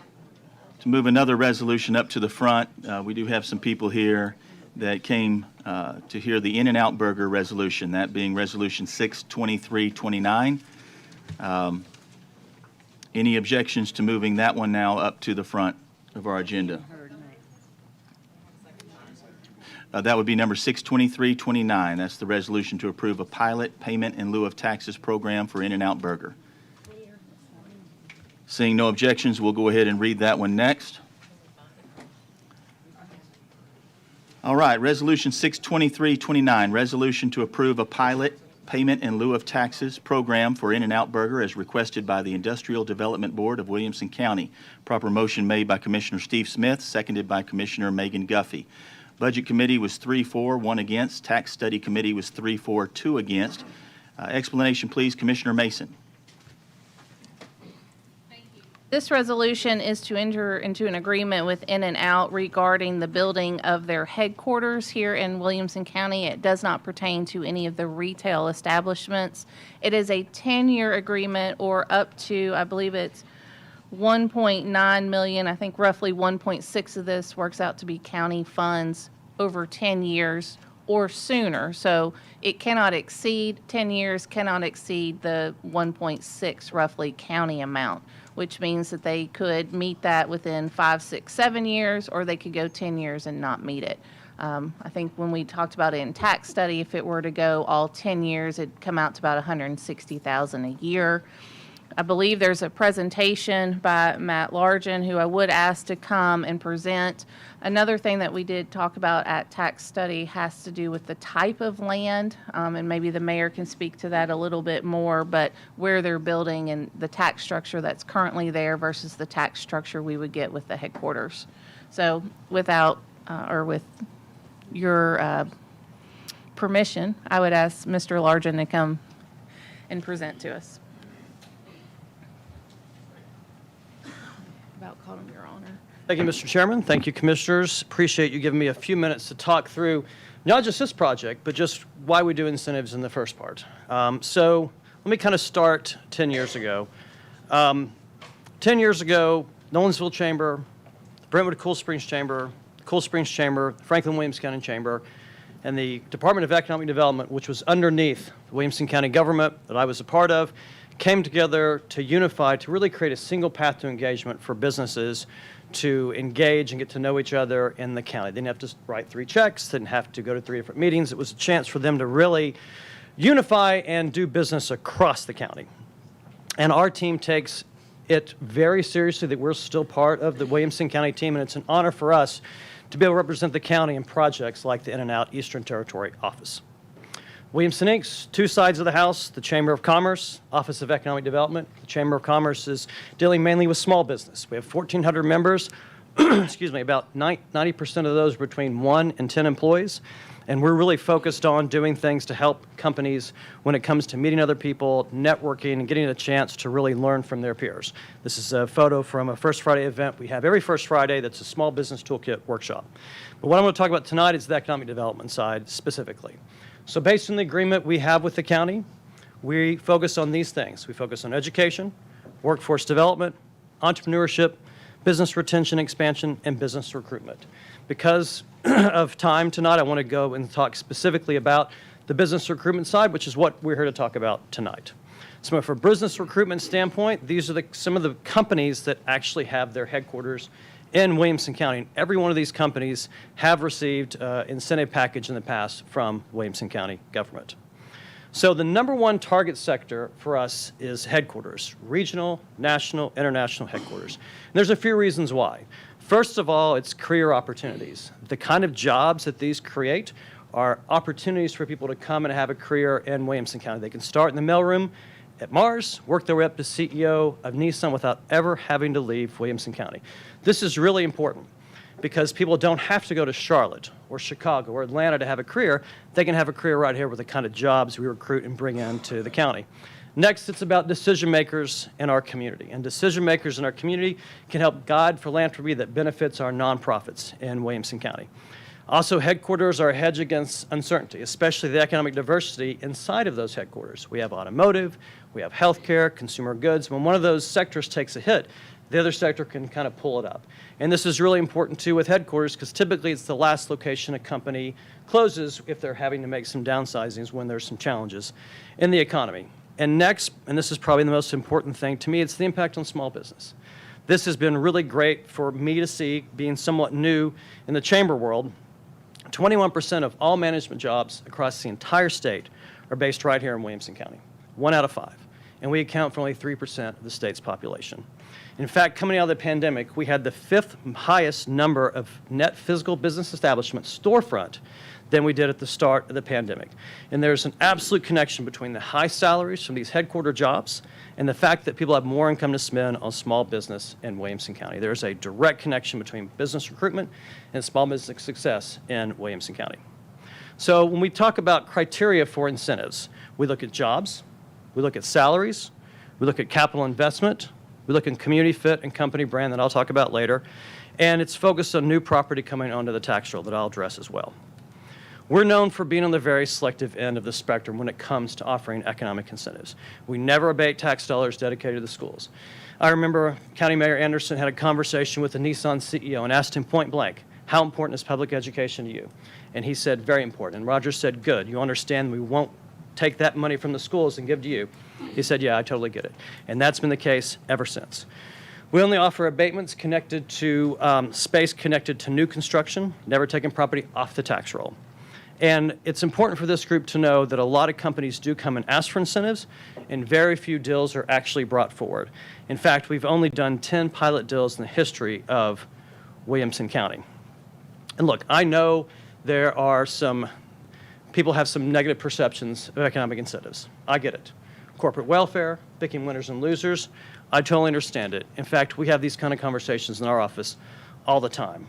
But I will say, until incentives are not legal and not used across the country, with every state, with every county, it puts us at a competitive disadvantage if we don't offer something to these companies. This is a very competitive project. Every county in Middle Tennessee wants to be Williamson County. They want to have what we have. And this was a very competitive project, not just with other counties in Middle Tennessee, but with states across the country as well.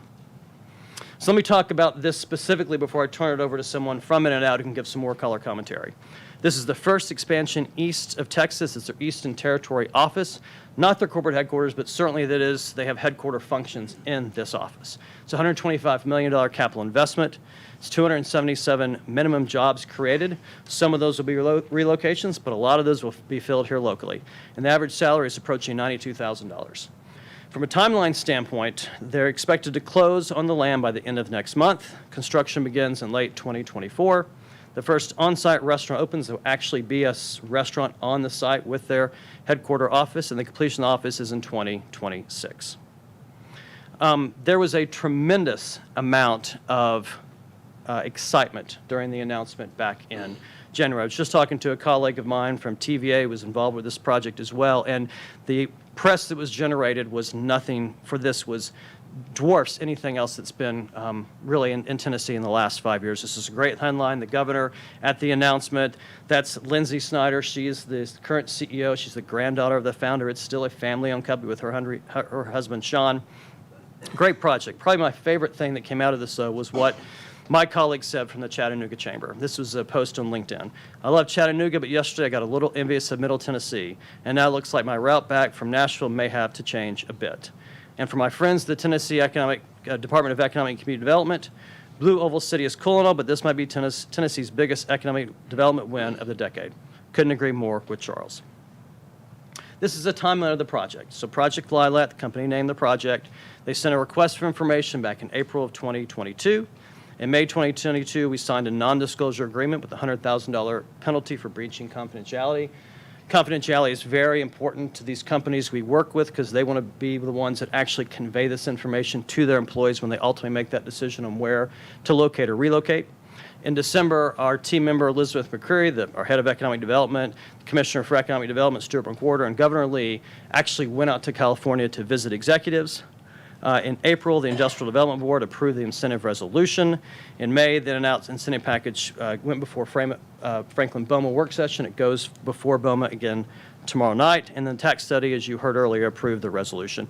Now, it's important to note when we have these conversations with companies, the letter we present always says contingent on a vote by the Williamson County Commission. That's why this conversation is so important tonight. And I'll also say, well, let me go to the next slide. So this is something that I sent out, I believe, on late Thursday afternoon.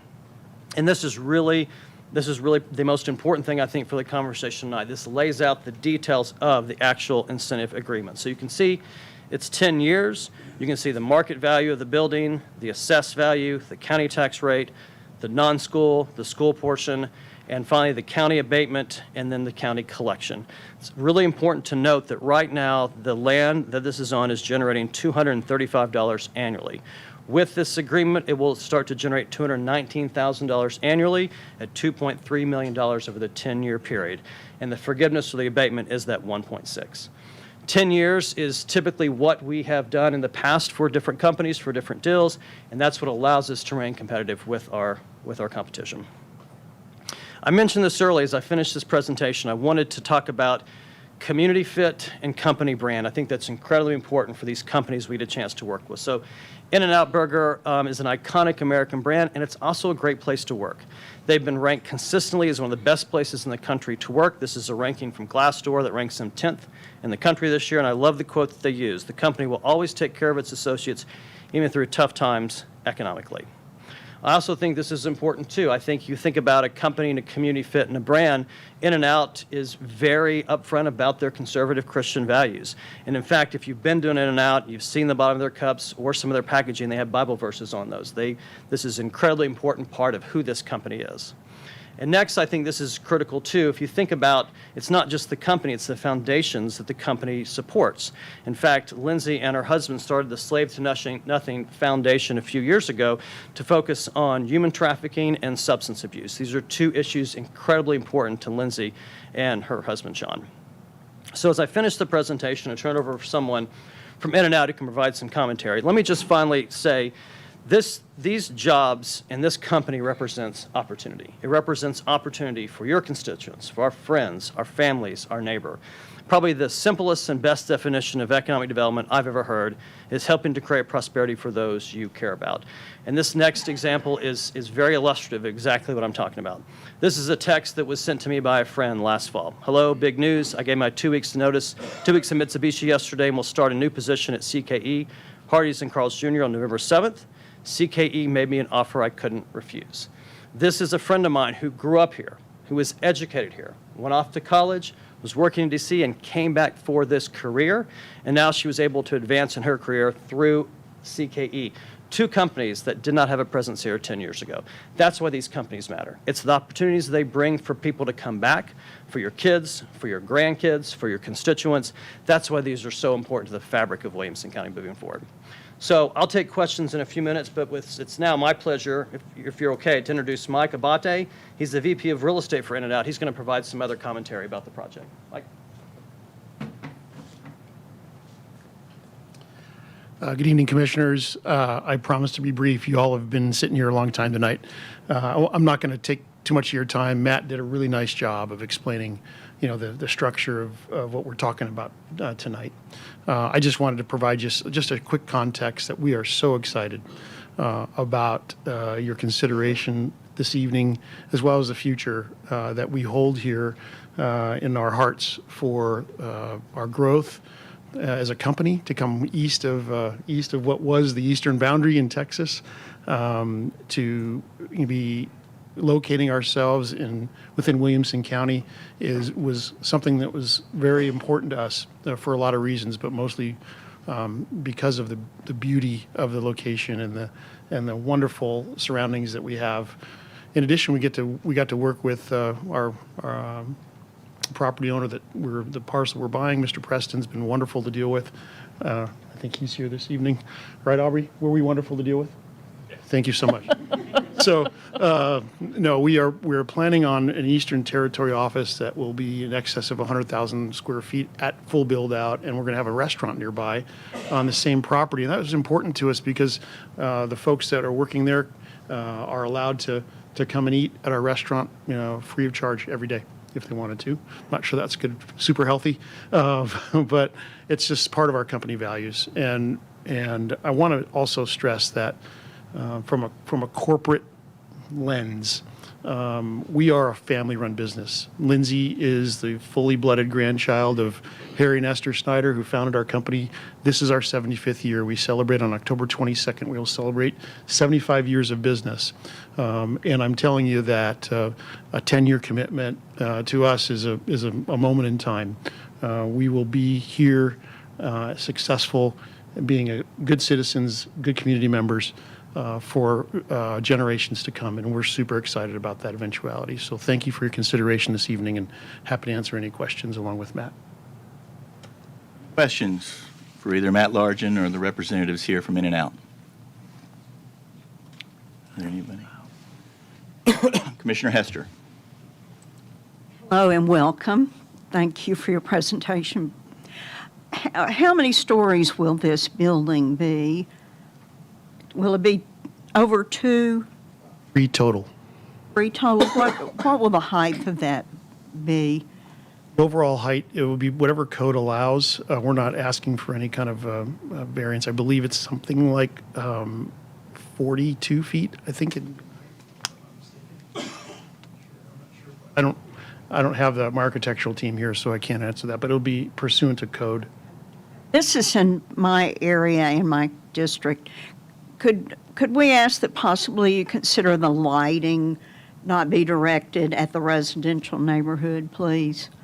Yes, actually, Commissioner, we've actually had a neighborhood outreach meeting with the residents behind us, and that was one of the things they asked of, and of course we're going to do that. We're committed to always being good neighbors. That's what we have to do to be. Thank you. Commissioner Mason? So as chair of the tax study, we had a very, I wouldn't say long, but spirited meeting. Was it just last week? I swear time goes by so fast. And I want to make sure I understand the math, because that was what a lot of us were asking about. Why should we, a county, as many commissioners bring up, in debt, essentially give out $1.6 million to bring In-N-Out Burger here?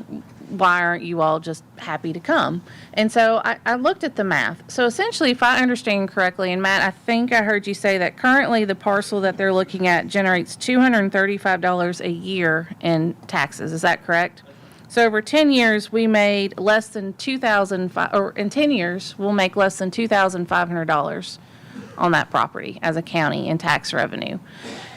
Under this proposal, because of the corporation or being built there, we will net $700,000 during the term of this agreement, because 1.6 million is what we'll pay. We'll collect 2.3. So about 700,000 will net. Am I understanding that correctly? No, you're shaking your head, Jeff. I don't believe that's correct. I believe that you have to take the combination of the 149 and the 219 is the total taxes that would be owed. The 149 is what you're abating. All right, so we're collecting 2.375 million, correct? We're abating 1.6. If you had no abatement, it would be a $4 million tax bill over that 10 years. So you're actually collecting the 2.3 over what you would be collecting if there were no improvement. Okay, so we're actually netting 2.3 million. Okay, thank you. So we're going from collecting $2,350 in taxes to 2.3 million. That's under this agreement. Then after the agreement, we're looking at collecting, in a 10-year period, of course, 4 million. Is that the basic math? Okay, I just wanted to make sure I had that correct, because again, I know there were a lot of questions from a lot of commissioners about handouts, but I just wanted to throw those numbers out there. Thank you. Commissioner Williams. Yeah, I guess a question for Matt. My only question really is from a timing perspective. I know we've done a handful of these, don't necessarily have a problem with them in theory. You know, the announcement's already been made that they're coming, right? And here we are just now looking at this. Can you just explain from a process perspective? Obviously, you couldn't bring this to us before an announcement happened, right? Because that would be, you're violating NDA and that type of deal. I recognize that. You know, we're kind of here. I guess it looked like you're getting close to closing on the property, and we're now looking at this. So from a timing perspective, when you see these applications come through, can you talk about like what the window is when we should be seeing these? Because like I said, it does seem a little bit like we're on the back end of this. It's already been announced. They're coming. Everybody knows they're coming. And now we're being asked to abate some taxes. And I just want to understand the process from a timeline perspective. Sure. No, that's a great question, and typically we would like to see these closer. I think there was some uniqueness around some of the property elements for this company in particular, and I don't know if you want to talk about that. That may be a better question to ask, just making sure that was worked out for that site specifically that Lindsay fell in love with. That's correct, Commissioner. It's, if you saw the timeline, April of 22 is when we kind of started this interest in that particular property and the area in general, in addition to some surrounding counties in another state. And as part of the process, as we got closer, we thought, wow, that's it's a pretty attractive total package. As you saw, the governor, who's I'm a huge fan, came out, and it was just awesome to be able to meet him and his staff. And part of that conversation was important to us to know that, hey, there's a willingness from both parties. We were willing to go all in, and we felt like the state and the county and the city were interested in having us be a part of it too. So at that point, it's kind of hard. Then you have to, from a duration standpoint, stuff didn't line up perfectly. But we've been talking about this for a long time. I guess follow up, like, did the application occur before an announcement was made publicly? Okay. Yes. Commissioner Sanford. Here we go again. Welfare for the rich. We just went through this long process of trying to abate taxes and figure out downtown Franklin, and found out we couldn't do that, which I was dead set against, as everyone knows. Lindsay Snyder, the sole owner of In-N-Out Burgers, is worth $4.2 billion. Pay your fair share. Yes, this property is green belted, but don't be fooled.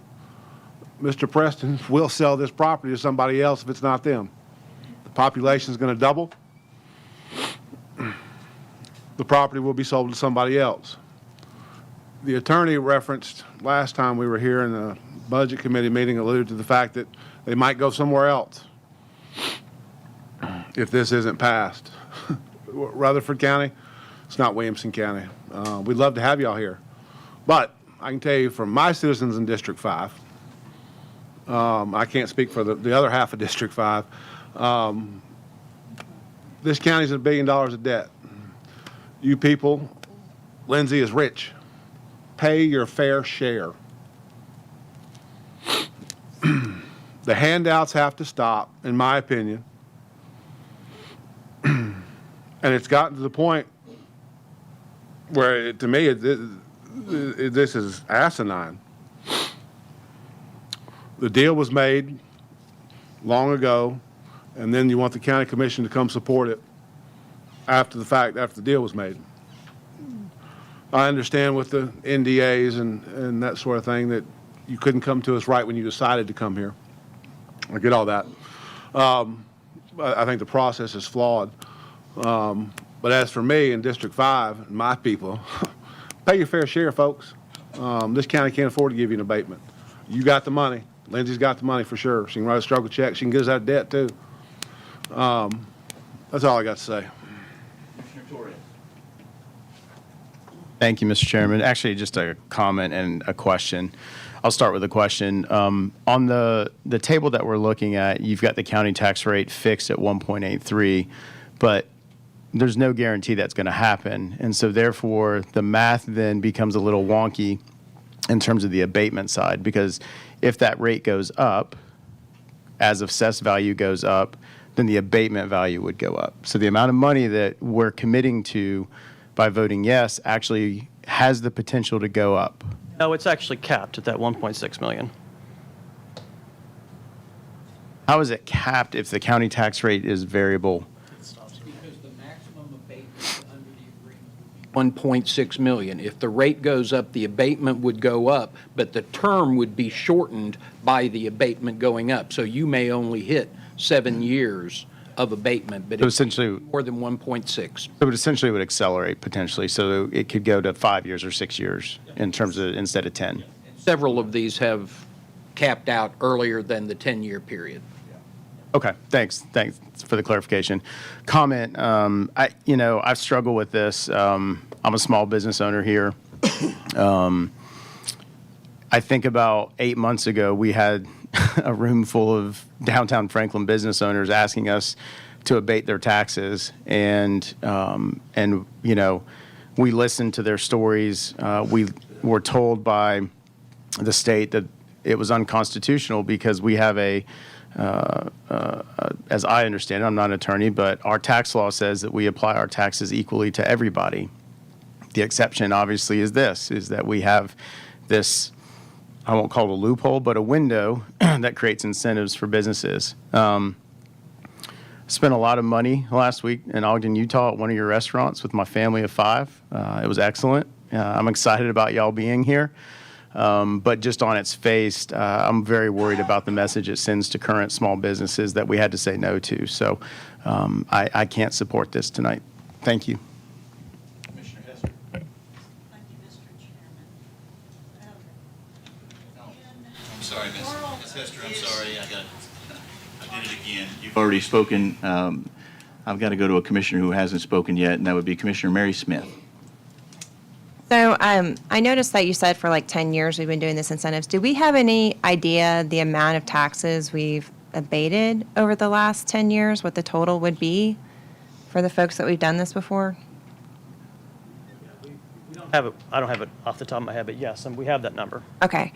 The reason I'm asking is that, in looking at the debt per capita in 2013, we were about $2,300, give or take a few. We're currently at about $3,200 debt per capita. So our debt, I think the whole purpose of the abatements is to attract more people, to increase our revenue. But I wouldn't expect that one of the outcomes is that the debt per capita would continue to go up at a faster rate than inflation. So I'm having a hard time really understand the overall benefits. I understand the brand recognition. I'm very thankful for the companies that have come here. But I don't think from a revenue standpoint and from a constituent standpoint and what I'm on, even from a subsidization, it's going back to the taxpayers. So I'd like to understand the math a little better, but at this time I'm not seeing where we're benefiting overall, and I just don't think we're in a place fiscally to be giving them any discounts. That's all I want to say. Commissioner Hayes.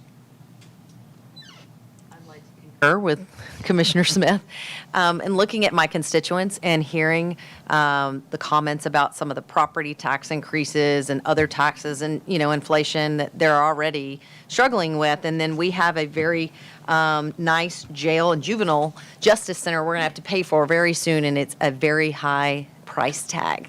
I'm also a small business owner, and I also struggle with what Commissioner Torres said, that,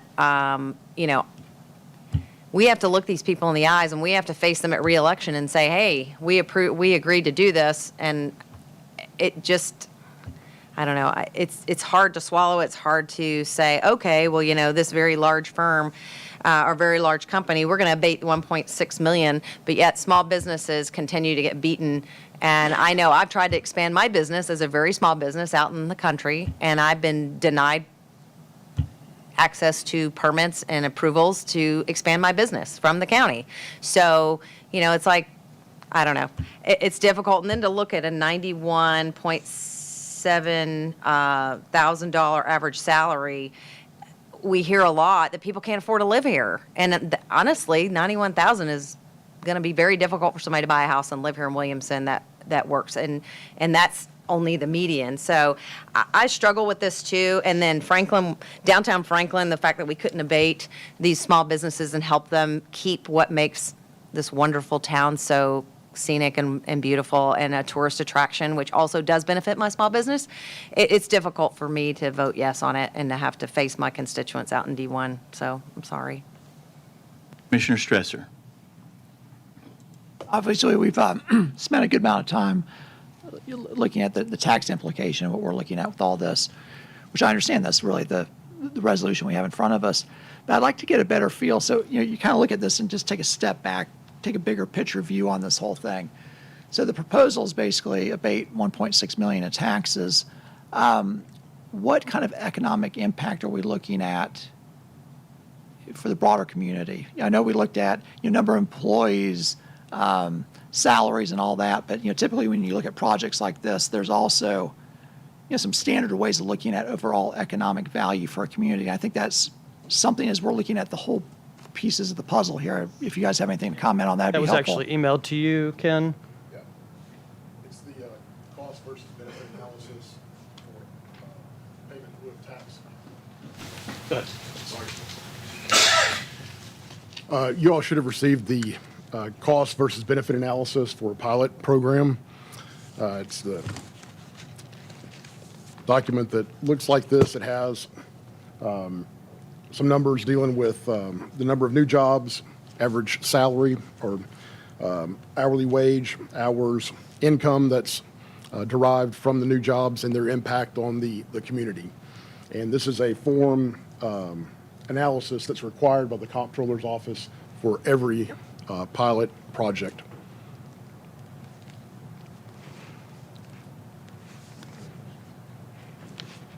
Up with a number? Yeah, the total new annual sales tax that will impact the community is $4.9 million. And the number of new direct and indirect induced jobs from the relocation is 690.7 jobs. And so that would be other businesses that come here because of In-N-Out Burger relocating suppliers and so forth. Chaz Morton. Yep, there we are. I just need to announce, we've got an indirect conflict on this, which I now understand. We represent on the other side of this, so I will be voting my conscience. We do not represent the buyer here, but have an indirect relationship through the seller, so I'll be voting my conscience.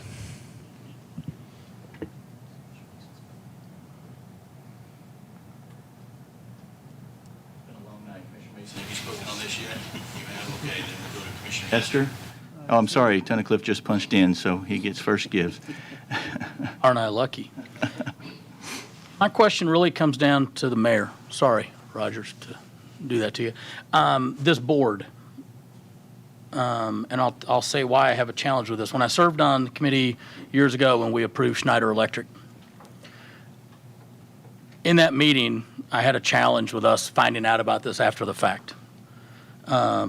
And and I consider this after the fact again. I understand Matt was nice enough to spend some time with me in the hallway prior to coming back in here, and I appreciate that time. So I read this and it says Industrial Development Board of Williamson County. Is that board appointed by you or who? I just don't know. I apologize. Industrial Development Board is appointed and certified by you all. By the commission. Appointed by the mayor, confirmed by the commission. Okay. Same thing it did for several of the committees. Correct. Okay. So my question along with that is, and right now I guess for you, Counselor, is there a way to make that so that a certain number of commissioners would need to be on that board if we're going to continue to give tax dollars? I don't want to say away because it sounds horrible to say that, but we're going to give tax relief to companies coming to town? Is that something we can do? Mr. Chairman, can I jump in? I think the discussion has got to be after tonight. I mean, you all going to vote the way you feel fit. Each person here has an idea of how they represent their community or what their community tells them. If it's the will of this body, and you need to give me directions, because for the last 20 years, excluding Primus, which was Ford Motor Credit prior to me taking office. But since that time, Matt says we've done less than a dozen. With an excellent question about jobs and how all of that works out. It's work because people are wanting to come here. It's work because we have great schools. It's work because you name them of the decisions made by you and by other people. When you talk about small business, I get it, but everybody that comes here has an opportunity to go to that small market or go get a haircut or go, you name the place, each one of them that have got to be here. Most of the growth that is occurring in our community is within the city limits. Y'all need to remember that. It's not out in the unincorporated areas. It's in these city limits because they have the services, they have the sewer, they have the road infrastructure, et cetera, et cetera. The city is also abating some of this. I don't know exactly what that number is. Kenny's probably got it.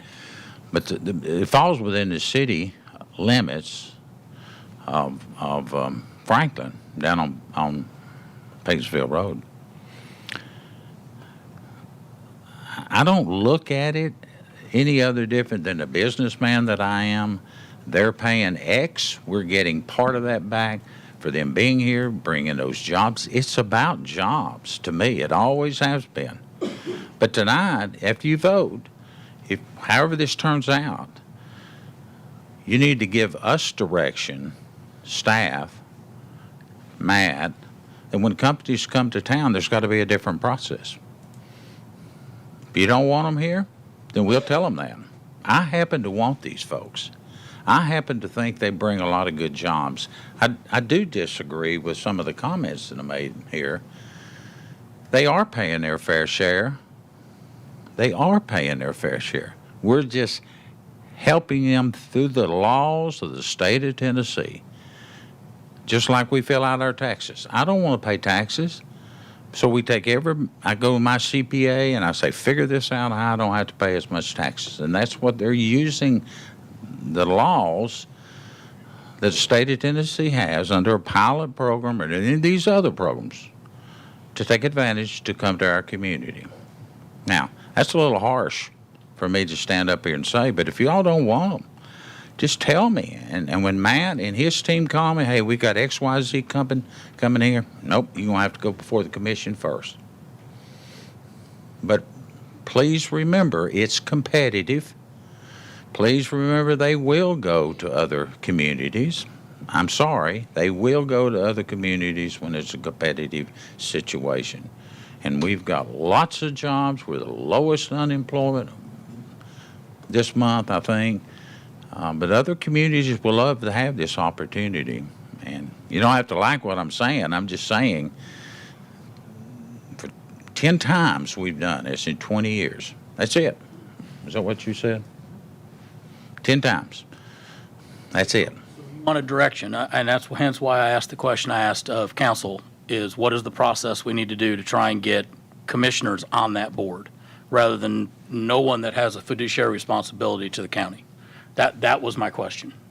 I I'm not took it saying a I- different direction. Trust I me, have there's- I there's have no no one. problem with trying. I don't know that the board would exclude a county commission. You couldn't have more than 2, probably. I don't know if there's a open meeting act already, but certainly if you have 2 commissioners on there, they would. Yeah. But I think your process. I mean, Matt's comments, yours comments. It's the process. We didn't have this problem 20 years ago. We wanted jobs for our community, and And I appreciate, and trust me, there is no one of the 24 up here that want to eat an In-N-Out burger more than me in Williamson County. It's my first stop when I go to Napa and my last stop when I leave Napa. It just is. I've So, never eaten one. I'm looking forward to it. they're outstanding. Animal fries are even better. But I would love to know that. I'll let council answer that. You did bring up another point, Rogers, that it is inside the city limits of Franklin, and I would love to know what the city of Franklin is abating, because a lot of my Kenny. constituents in Brentwood are asking I think Kenny's got what that that. is.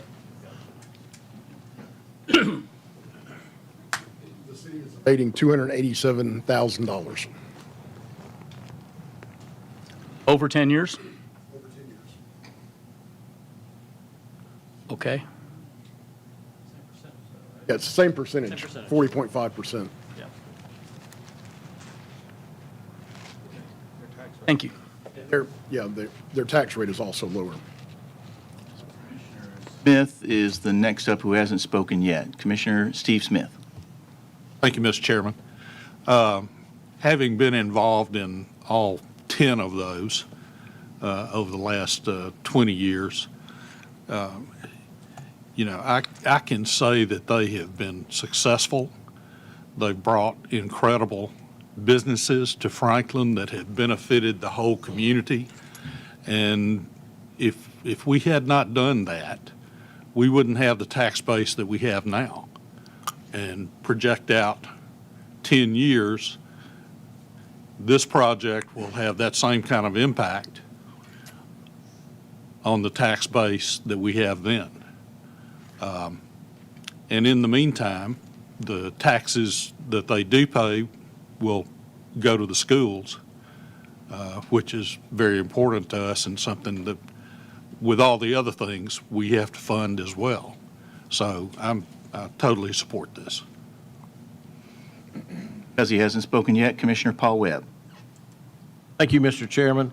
I'll just go straight off. I am now philosophically opposed to the pilot programs for many of the comments mentioned. But we welcome the company. They have a reputation around the country, and people would really, as Commissioner Tunnickel said, they love those animal fries. But for those that asked me tonight why I voted against this at Tax Committee, that was the reason. We have a great product in Williamson County. People almost to the point they ought to pay to come in here. But in listening to the discussion, and I think for those of you that asked me tonight, it's fair for me to tell you, looking at the numbers again and seeing that they're going to build not just one store, they're going to build multiple stores in Williamson County, because this is where we are, not just one in Franklin. So the sales tax is going to be generated, plus the jobs and the throw-off, if you will, those support organizations that come around when any headquarters we have, such as we've seen with Nissan as an example. I just want to let you know that I'm changing my opinion, and I'm going to support this now. Because after looking at these numbers and seeing the umbrella effect, it makes sense to me now that this is going to be an economic benefit to not only Williamson County, but also probably the entire city of Franklin, city of Brentwood. You guys got to get one to Brentwood, right? Absolutely. All right. That's no coercion, just asking. That was simply a question. Okay, but those of you who did ask me, I have changed my mind, and I think I owed that to you, so I'm going to be voting yes now. Thank you.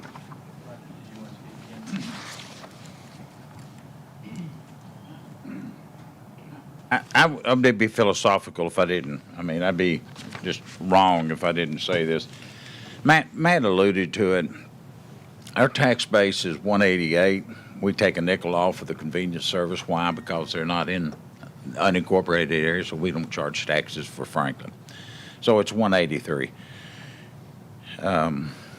Matt brought out a point that I take for granted, except when I go around with other counties, and they're begging for jobs. I mean, many of you should, if you still get the paper like I do, I'm a dinosaur, but I like to have it with a cup of coffee in the morning. Are you looking at what Murfreesboro, Rutherford County is having to look at the property tax increase this year? Have you seen any of that? Today's paper or the email that you get is 16%. They're having a public hearing this week.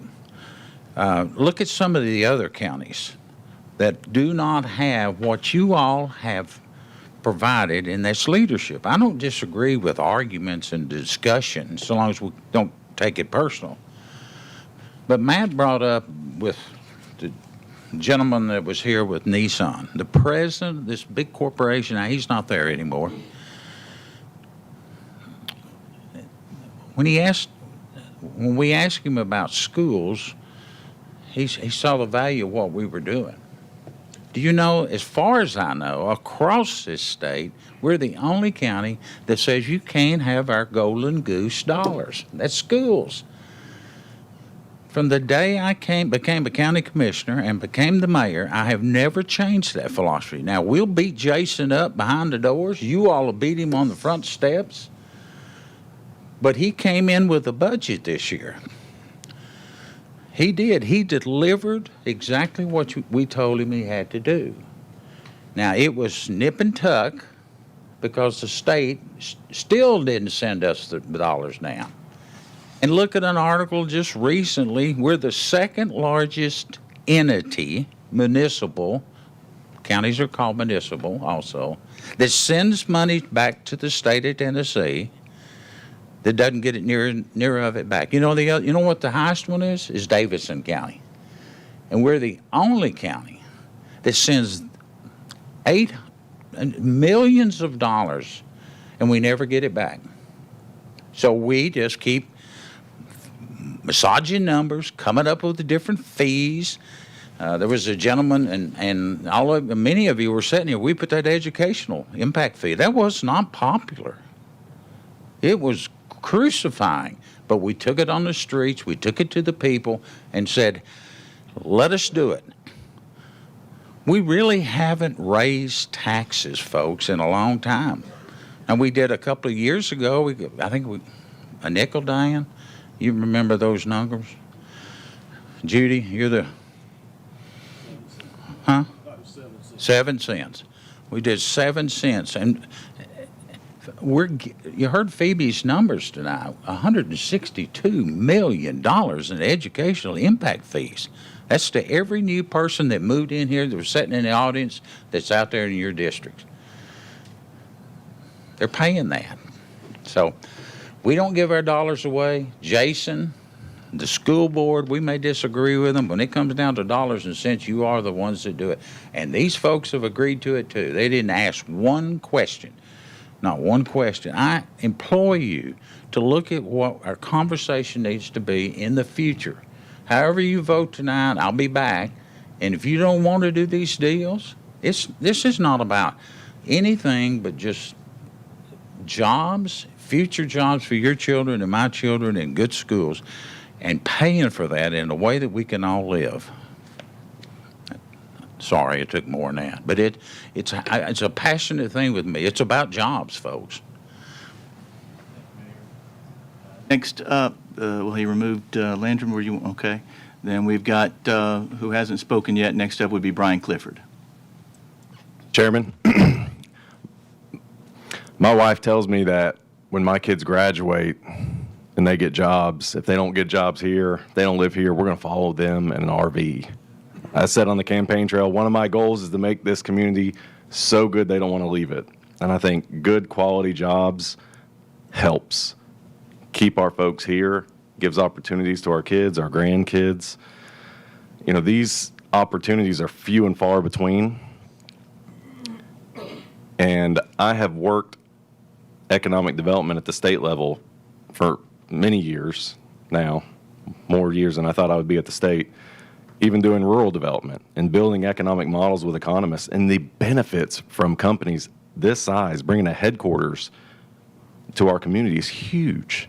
The payoffs are huge. Looking at it from a business perspective alone, the net gains for Williamson County are huge. We're just looking at the tax gains, which are still gains at the end of the day. It's still a win for us, even though we're abating. And I get the philosophical idea of a tax cut, but at a business sense, at the bottom line sense, it makes financial sense for us to do this. It makes community sense, in my opinion, for us to do this. And I think it increases our well-being as a community and for jobs and just the economy in general. So I'm very supportive of it. I appreciate you all choosing Williamson County. I know it's competitive. I've seen companies like you look other places, and this is an amazing deal, and just really appreciate you all considering Williamson County. Thank you, Chairman. Now we're back to Commissioner Hester. Thank you, Mr. Chairman, very much. I know that Lewis Carroll was a genius. He wrote a book about Alice in Wonderland and the Queen of Hearts. Alice asked the Queen of Hearts, "Why do we have to run so fast?" The Queen of Hearts says, "You have to run so fast to stay where you are." That's the way it is with jobs. That's the way it is with commercial development in Williamson County. Jobs, jobs, jobs. I agree. We have to run as fast as we can to keep the jobs. And I might also say that this property could be an apartment building very easily. Residential development does not pay for itself short term. It's about the money we need to get the tax dollars from businesses. Thank you. Commissioner Mason. This is an attorney question because something Commissioner Torres said made me think, because as chair of the tax study, Attorney Mosley knows, we worked very hard with the state to figure out what can we do for the small business owners. We looked at Plan A, Plan B, Plan C, and every time we turned around, no, you can't help them. So why is it legally that we're able to do something like a pilot program? What differentiates that? Because I also have to look at the small business owners who came before me on the tax study where we said, yes, majority of us, we want to help, but we weren't able to. So how do we then go to them and say, I know we couldn't help you, but guess what we just did for this big corporation who, by all means, will benefit Williamson County. But how do we explain that to the small business owner? Did not have the statutory authority to change a tax rate for a district or for a group of taxpayers. You have a statutory authorization for a pilot program for economic development that's been approved by the legislature and has the steps that we have to take, which includes the abatement agreement by the county commission.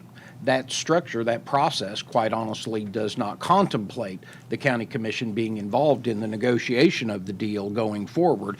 It contemplates the legislative bodies of the abating entities agreeing that they will abate after the agreement has been reached, but it's a statutory authorization. The county has no powers other than what is granted to it by the state. It has not granted us the authority to abate or change tax rates for historic districts or any others. And that was where we kept going back to Commissioner Lawrence's question. If the state wants to give us that authority legislatively, we could look at that.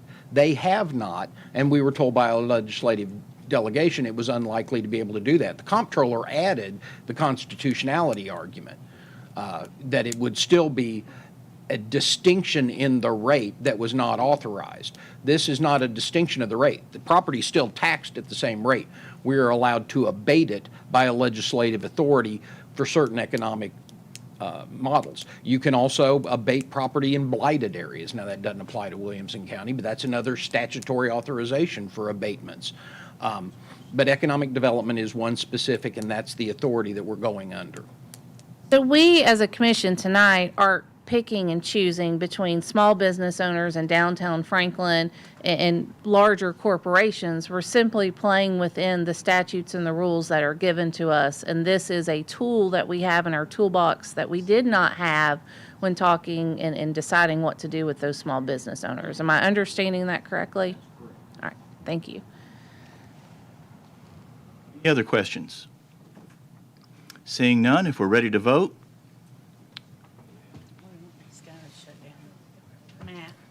Matt, can you shut down the PowerPoint?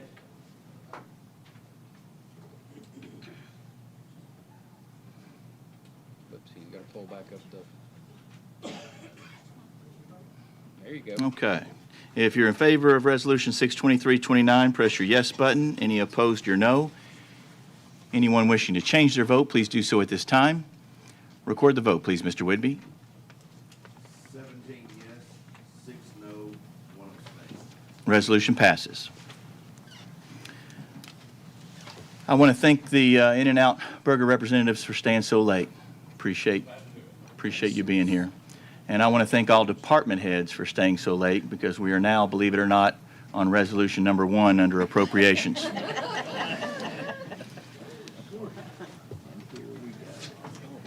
Resolution 623-6, resolution for intercategory adjustment for an approved raise for the 22-23 budget year. My motion screen is not up. Steve Smith and Megan Guffey. Okay, I've got a proper motion from Steve Smith and a second from Megan Guffey. The school board was 11-4-0 against. Education committee was 4-4-0 against. Budget committee 4-4-0 against. Explanation, please, Commissioner Jones. Resolution here on my. They're all out of order now. I know, but it's on my tablet for week at the bottom so long. I think this is just. Jason is here to answer where we are moving intercategory from the raise that we had, and also where we had classified people to get 2 extra holidays. Any questions? Seeing none, if we're ready to vote, all those in favor signify by pressing your yes button. Any opposed, your no. Anyone wishing to change their vote, please do so at this time. Commissioner Nations. Record the vote, please, Mr. Whidbey. 24 yes, 0 no. Resolution passes. Resolution 623-7, resolution appropriating $900,000 in the general purpose school fund budget from current revenues for related trustee commission. Proper motion from Commissioner Herbert, seconded by Commissioner Tunnicliffe. School board was 11-4-0 against. Education committee 4-4-0 against. Budget committee 4-4-0 against. Explanation, please, Commissioner Herbert. Collected additional taxes than there was in the budget. Any questions? Seeing none, if we're ready to vote, all those in favor signify by pressing your yes button. Any opposed, your no. Anyone wishing to change their vote, please do so at this time. Record the vote, please, Mr. Whidbey. 24 yes, 0 no. Resolution passes.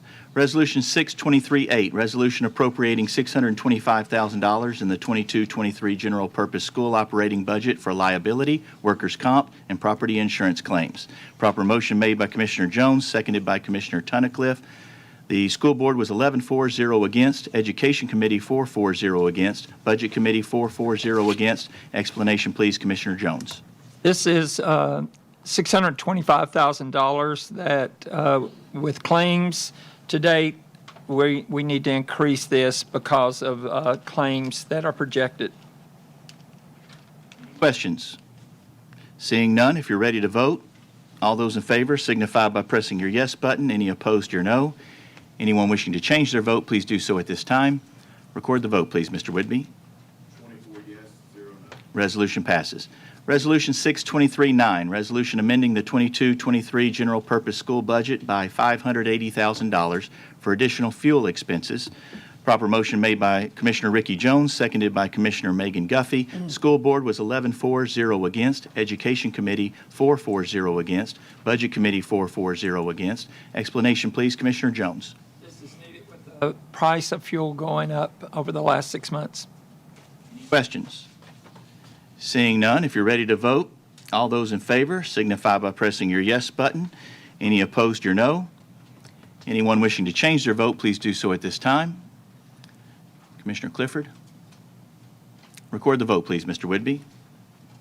24 yes, 0 no. Resolution passes. Resolution 62310, resolution amending the 22-23 general purpose school budget by $488,000 for additional operating expenses. Motion made by Commissioner Jones, seconded by Commissioner Tunnicliffe. School Board 11-4, 0 against. Education 4-4, 0 against. Budget Committee 4-4, 0 against. Explanation, please, Commissioner Jones. Yes, we had an increase in portables or additional portables that was needed. We also had copy paper cost increase and janitorial fees increased. Questions? Seeing none, if you're ready to vote, all those in favor signify by pressing your yes button. Any opposed, your no. Anyone wishing to change their vote, please do so at this time. Record the vote, please, Mr. Whidbey. 24 yes, 0 no. Resolution passes. Resolution 62311, resolution to transfer funds to the Rural and General Debt Service Funds to pay principal and interest on energy systems conservation debt.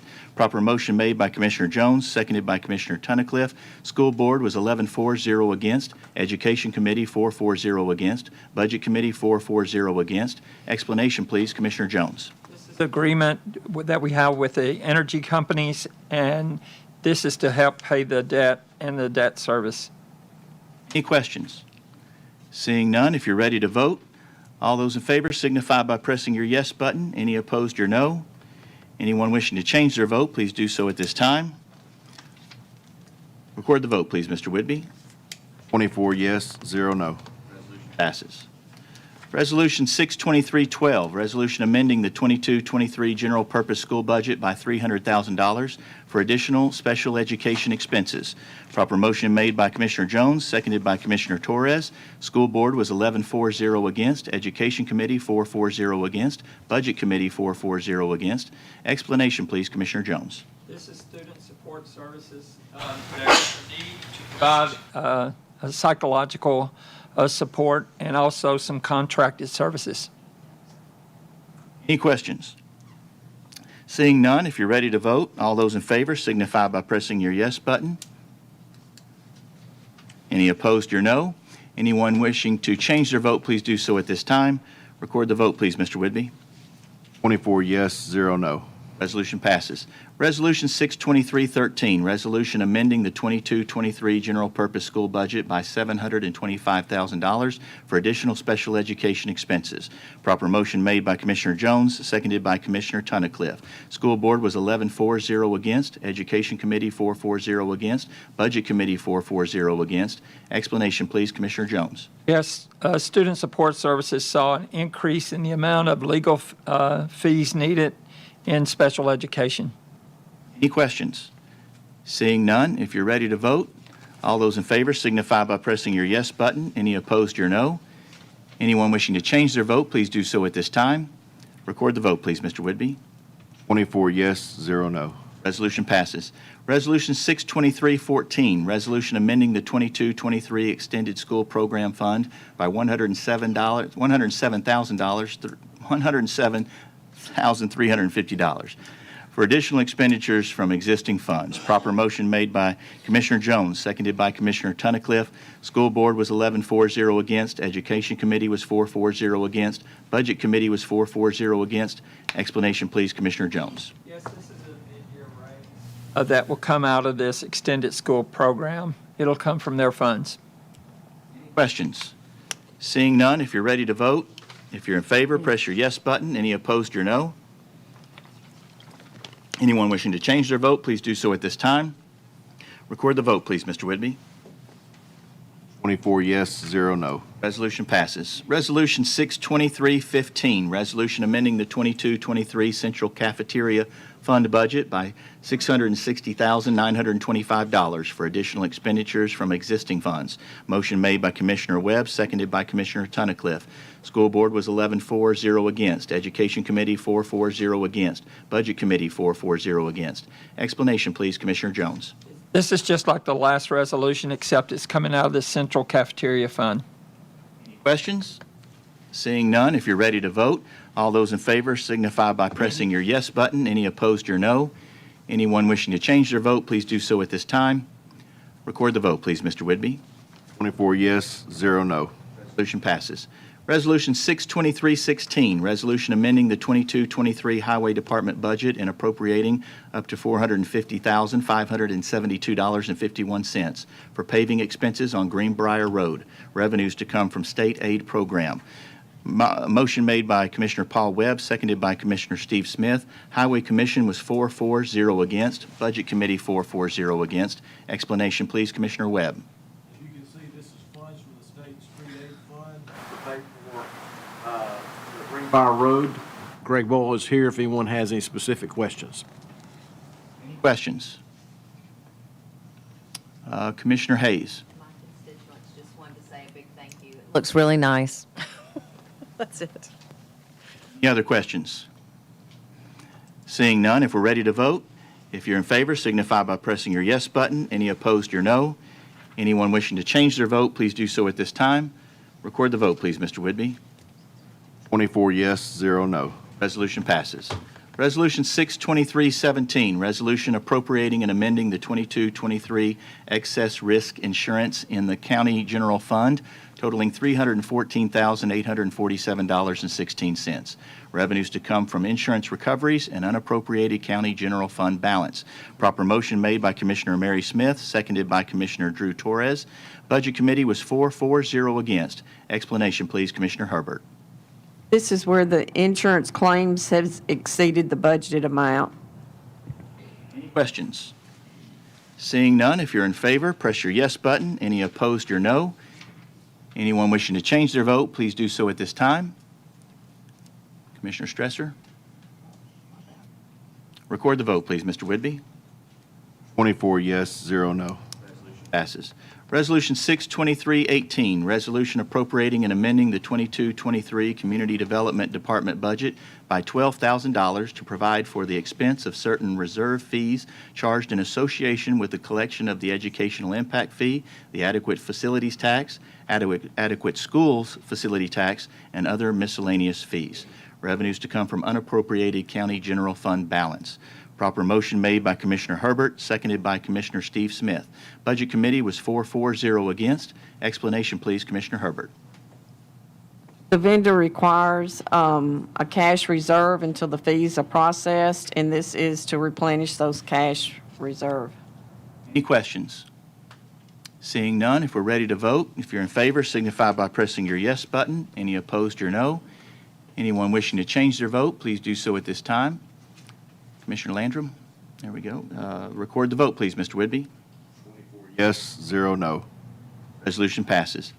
Resolution 62319, resolution appropriating and amending the 22-23 animal care budget by $48,525. Revenues to come from donations. Proper motion made by Commissioner Mary Smith, seconded by Commissioner Greg Sanford. What was the Budget Committee was 4-4, 0 against. Explanation, please, Commissioner Herbert.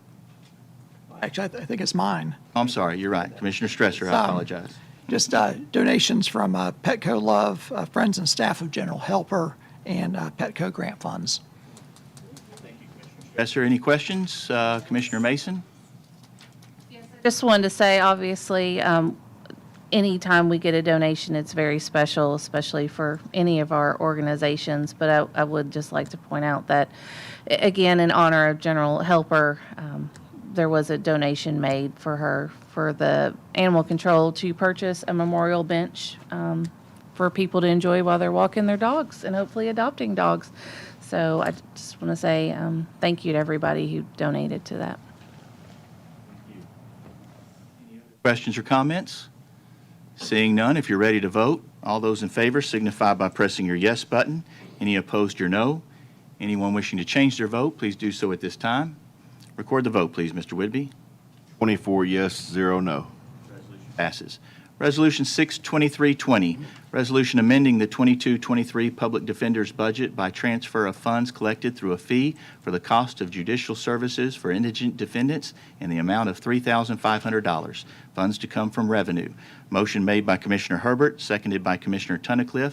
Budget Committee was 4-0 against. Explanation, please, Commissioner Herbert.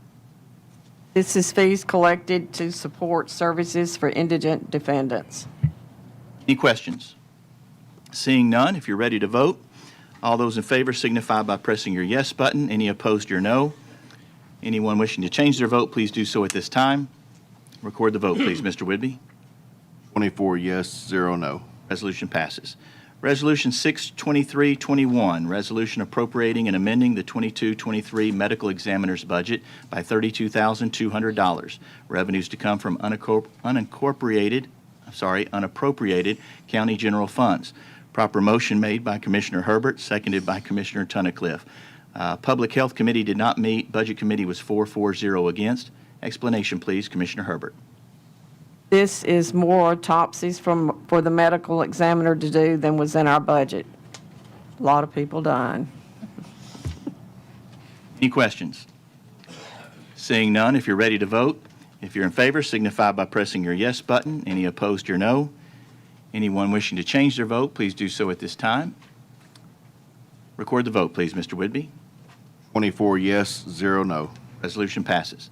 Resolution 62322, resolution appropriating funds not to exceed $4,186,000 for the purchase and installation of capital improvements to improve the air quality, efficiency, and maintenance costs for certain county buildings. Revenues to come from the American Rescues Plan Act funds. Proper motion made by Commissioner Paul Webb, seconded by Commissioner Steve Smith. Property Committee was 4-0 against. Budget Committee was 4-0 against. Explanation, please, Commissioner Webb. Mr. Chair, to qualify for ARPA, all these projects are primarily to improve the air quality in the facilities where these projects will be done. Earlier tonight, you passed a resolution paying part of the fee that we paid Schneider early on, and that was paid for by savings from the energy efficiency. These ARPA projects were pulled from a $21 million Schneider proposal to improve efficiency at various county-owned non-school facilities. This is a part that we could fund with ARPA because ARPA allows us and encourages us to use the funds on projects that provide cleaner air, better air circulation for the users in the interior building space, and the removal of mold and mildew from the spaces, along improvements to resolve those items causing the mold and mildew to form in the first place. This project includes the building envelopes to restrict airside air entry at the Leapers Fork Rec Center Library, the Fairview Library, and the Community Services Building in Fairview. It's also to be used for improving the HVAC system at the Ag Expo Center, the Fairview Health Department, and the Franklin Health Department. Just as a note, Schneider was originally approved to be the county contractor for improving these energy efficiency projects by this body in May of 2017. Individual projects and their funding have been approved by subsequent county commissioners. There will be savings beyond just the health and air quality in the facilities. This will be approximately $30,000 per year in energy savings over these projects. These overall savings will have to be made at some point because units do wear out and we will need to fix these buildings that have leaking air. These long-range plans in the maintenance department will now be funded by ARPA funds rather than general tax dollars, as well as will the replacement of HVAC units as they've worn out, especially at the Ag Center, and this will reduce future capital expenditures that we would normally have to pay from the general fund. And we're using the ARPA guidelines to make this funding. Question from Commissioner Richards. Commissioner Webb, do you know if this was put out to bid at all, or we just automatically have Schneider do the work? Back in 2017, if Kevin's here, I think we did requests for proposals. If I remember right, Train got the school bid, or the school projects, and I'm not sure who else was involved in the projects. Commissioner, no. The answer is no, we did not. Required? No, we went into a discussion with Schneider. We had a very successful ESCO Phase 1 project with them, $18 million alone spent on this facility. We had discussions with additional air quality things based on the ARPA guidelines that we could do. Schneider, that's one of their main things that they do, and they did that with us on this facility and other facilities in Phase 1 of the ESCO. Partnering with our team and Schneider, we formulated a plan based on the amount that was allocated to us and what we could get done. Most of the things that we're getting done air quality, I'm taking off my capital request, so I don't have to ask for taxpayer money to get it done. It's not required to be bid. They put proposals in for appropriation of ARPA funds. It's not something where we decide the project and then bid it out. Proposals came in for ARPA fund use, and those were selected in order to distribute the monies received from the government. It was not a bid process requirement. I'm going to vote no on this. I'm going to try and educate myself more in the future. I've seen Snyder Electric come up a lot. I have a concern that they're the one, I think we talked about this in committee, but I have concern that they're the ones recommending the change and they're the ones doing the change. No, sir, that is incorrect. We've accepted what they've done working together as a team, and that's the proposals that they came up with, and we've accepted that based on your vote tonight. I would respectfully disagree. From how this is worded, it sounds like they're coming in as the experts to explain what needs to be done. And then they're doing it. Commissioner Sanford. Kevin, it's your knowledge, recommendations that these things that ARPA's going to pay for need to be done immediately? Yes, sir. If they're not done, the lifespan of all the units that we will replace will have to be done within the next 4 to 5 years. So, yes, sir. Any other questions? Seeing none, if we're ready to vote, if you're in favor, signify by pressing your yes button. Any opposed, your no. Anyone wishing to change their vote, please do so at this time. Record the vote, please, Mr. Whitby. 23 yes, 1 no. Resolution passes. Resolution 62323, resolution accepting a donation of $5,000 for the purchase of tactical equipment for the Williamson County Sheriff's Office and appropriating and amending the 22-23 Williamson County Sheriff's Office budget by $5,000. Revenues to come from donations. Motion made by Commissioner Herbert, seconded by Commissioner Steve Smith. Budget Committee was 4-0 against. Explanation, please, Commissioner Herbert. This is a generous donation of $5,000 from Bell and Associates Construction, and it's for the Sheriff's Office to use for purchase of law enforcement equipment. Questions? Seeing none, if you're ready to vote, all those in favor signify by pressing your yes button. Any opposed, your no. Anyone wishing to change their vote, please do so at this time. Record the vote, please, Mr. Whitby. 24 yes, 0 no. Resolution passes. Resolution 62324, resolution appropriating and amending the 22-23 Capital Projects Fund budget by $100 for Trustees Commission. Revenues to come from reserve balance. Motion made by Commissioner Herbert, seconded by Commissioner Guffey. Budget Committee was 4-0 against. Explanation, please, Commissioner Herbert. This is the Trustees Commission for the Capital Projects Fund budget that we got extra collections. Questions? Seeing none, if you're ready to vote, if you're in favor, signify by pressing your yes button. Any opposed, your no. Anyone wishing to change their vote, please do so at this time. Record the vote, please, Mr. Whitby. 24 yes, 0 no. Resolution passes. Resolution 62325, resolution appropriating and amending the 22-23 Trustees Commission in the respective operating funds. Revenues to come from fund balances in each respective fund. Motion made by Commissioner Herbert, seconded by Commissioner Sturgeon. Budget Committee was 4-0 against. Explanation, please, Commissioner Herbert.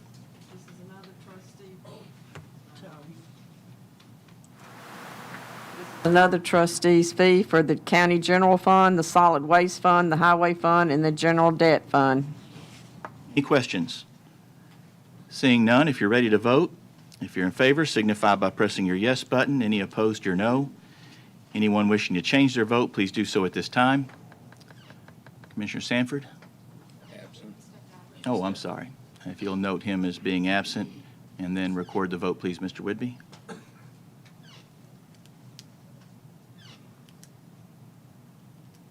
Twenty-three yes, 1 absent. Passes. Resolution 62326, resolution appropriating and amending the 22-23 Rural Debt Service Fund by $68,142 for interest payments. Revenues to come from undesignated fund balance.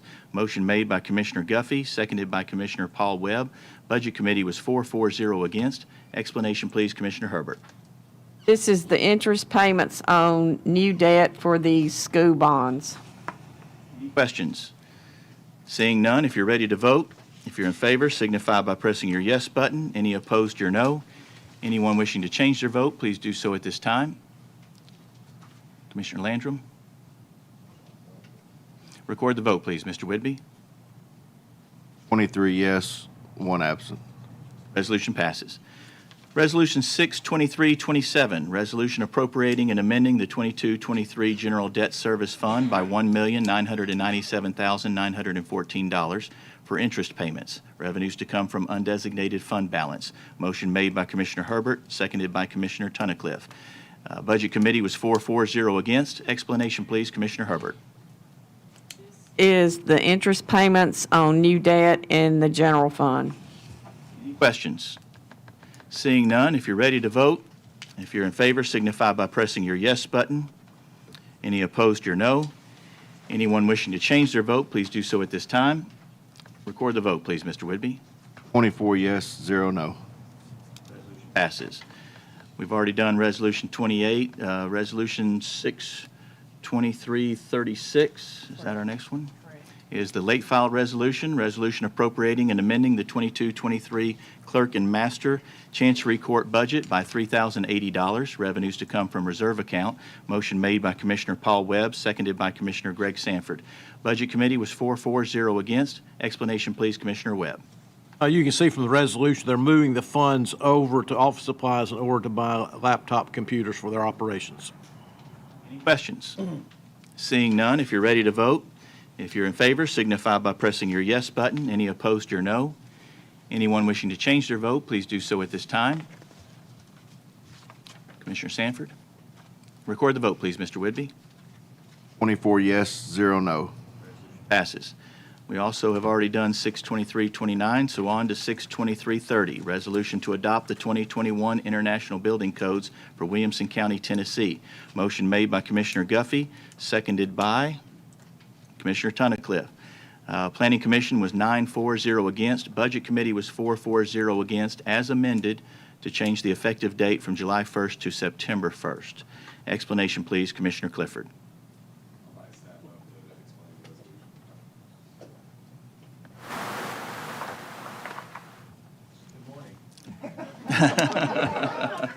Sorry, it was a cheap joke. At any rate, very briefly, we are required by state law to keep the building code that we operate on within 6 years, is it, Mark? Within 6 years. And so this edition will be for the International Building Code for 2021.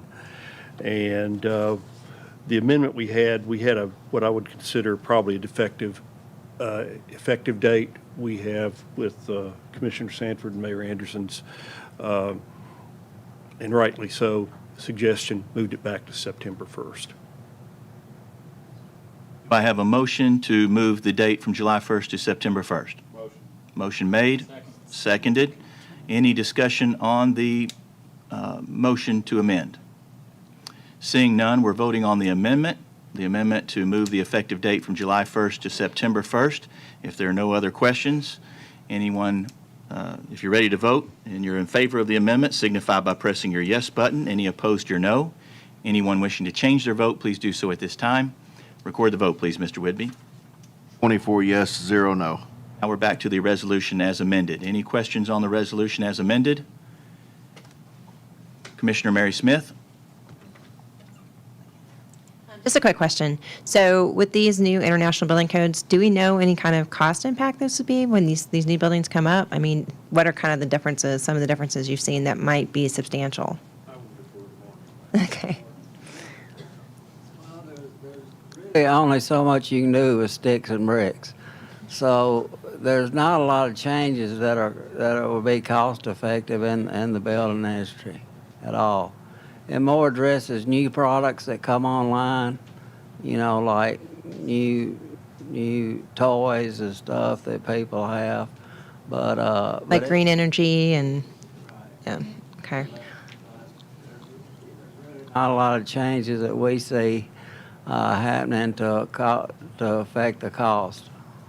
All right, so you don't really see any major cost increases with the bill? Okay, thanks. Thank you. Sanford. Just going to address Mary's question.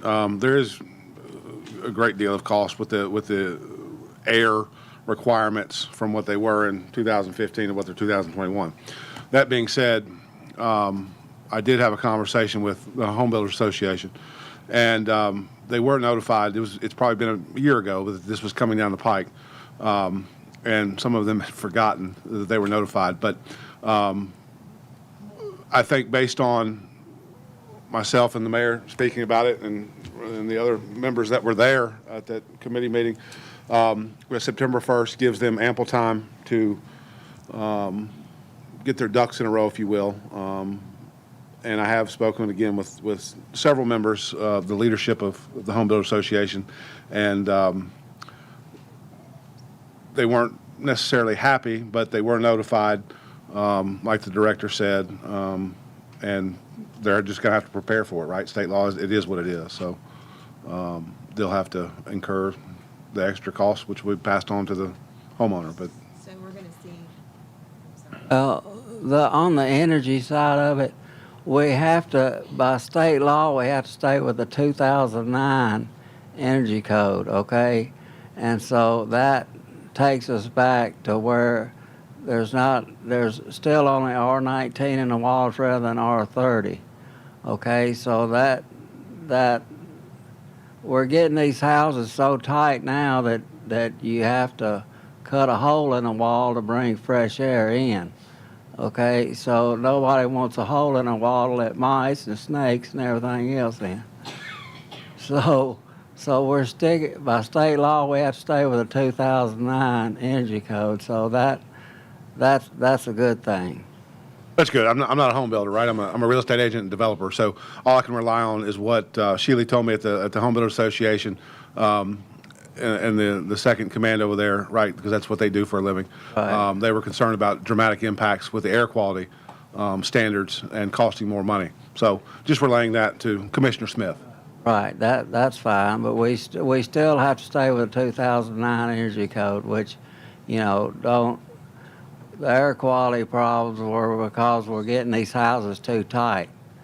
So we don't have to, cut holes in the walls to let air in. Any other questions or comments? Seeing none, if we're ready to vote, if you're in favor of Resolution 62330 as amended, press your yes button. Any opposed, your no. Anyone wishing to change their vote, please do so at this time. Record the vote, please. Mr. Whitby? 24 yes, 0 no. Passes. Resolution 62331, resolution authorizing the Williamson County Mayor to execute a long-term lease agreement with the Williamson County School District for property located at 106 Claude Yates Road. Motion made by Commissioner Landrum, seconded by Commissioner Torres. The Property Committee was 4-4-0 against. Budget Committee was 4-4-0 against. Explanation, please, Commissioner Landrum. Yes, this is. Mine still doesn't work. No. Okay. Yes, this is the property at Claude Yates where everybody knows Cheek Park is, and the Williamson County School District wants to come in with a new innovation hub that's really needed in the old animal control building. Any questions? Seeing none, if you're ready to vote, if you're in favor, signify by pressing your yes button. Any opposed, your no. Anyone wishing to change their vote, please do so at this time. Record the vote, please, Mr. Whitby. 23 yes, 1 no. Resolution passes. Resolution 62332, resolution authorizing the Williamson County Mayor to execute a lease agreement with Gentry's Educational Foundation for office space in the County Community Services Building. Proper motion made by Commissioner Landrum, seconded by Commissioner Sanford. Property Committee was 4-4-0 against. Budget Committee 4-4-0 against. Explanation, please, Commissioner Lanford. Yes, this is to house Gentry's Educational Foundation, called the Foundation, at 129 Folk Street, and for the mayor to lease and continue to lease Suite 128. Any questions? Seeing none, if you're ready to vote, if you're in favor, signify by pressing your yes button. Any opposed, your no. Anyone wishing to change their vote, please do so at this time. Record the vote, please, Mr. Whidbey. 24 yes, 0 no. Resolution passes.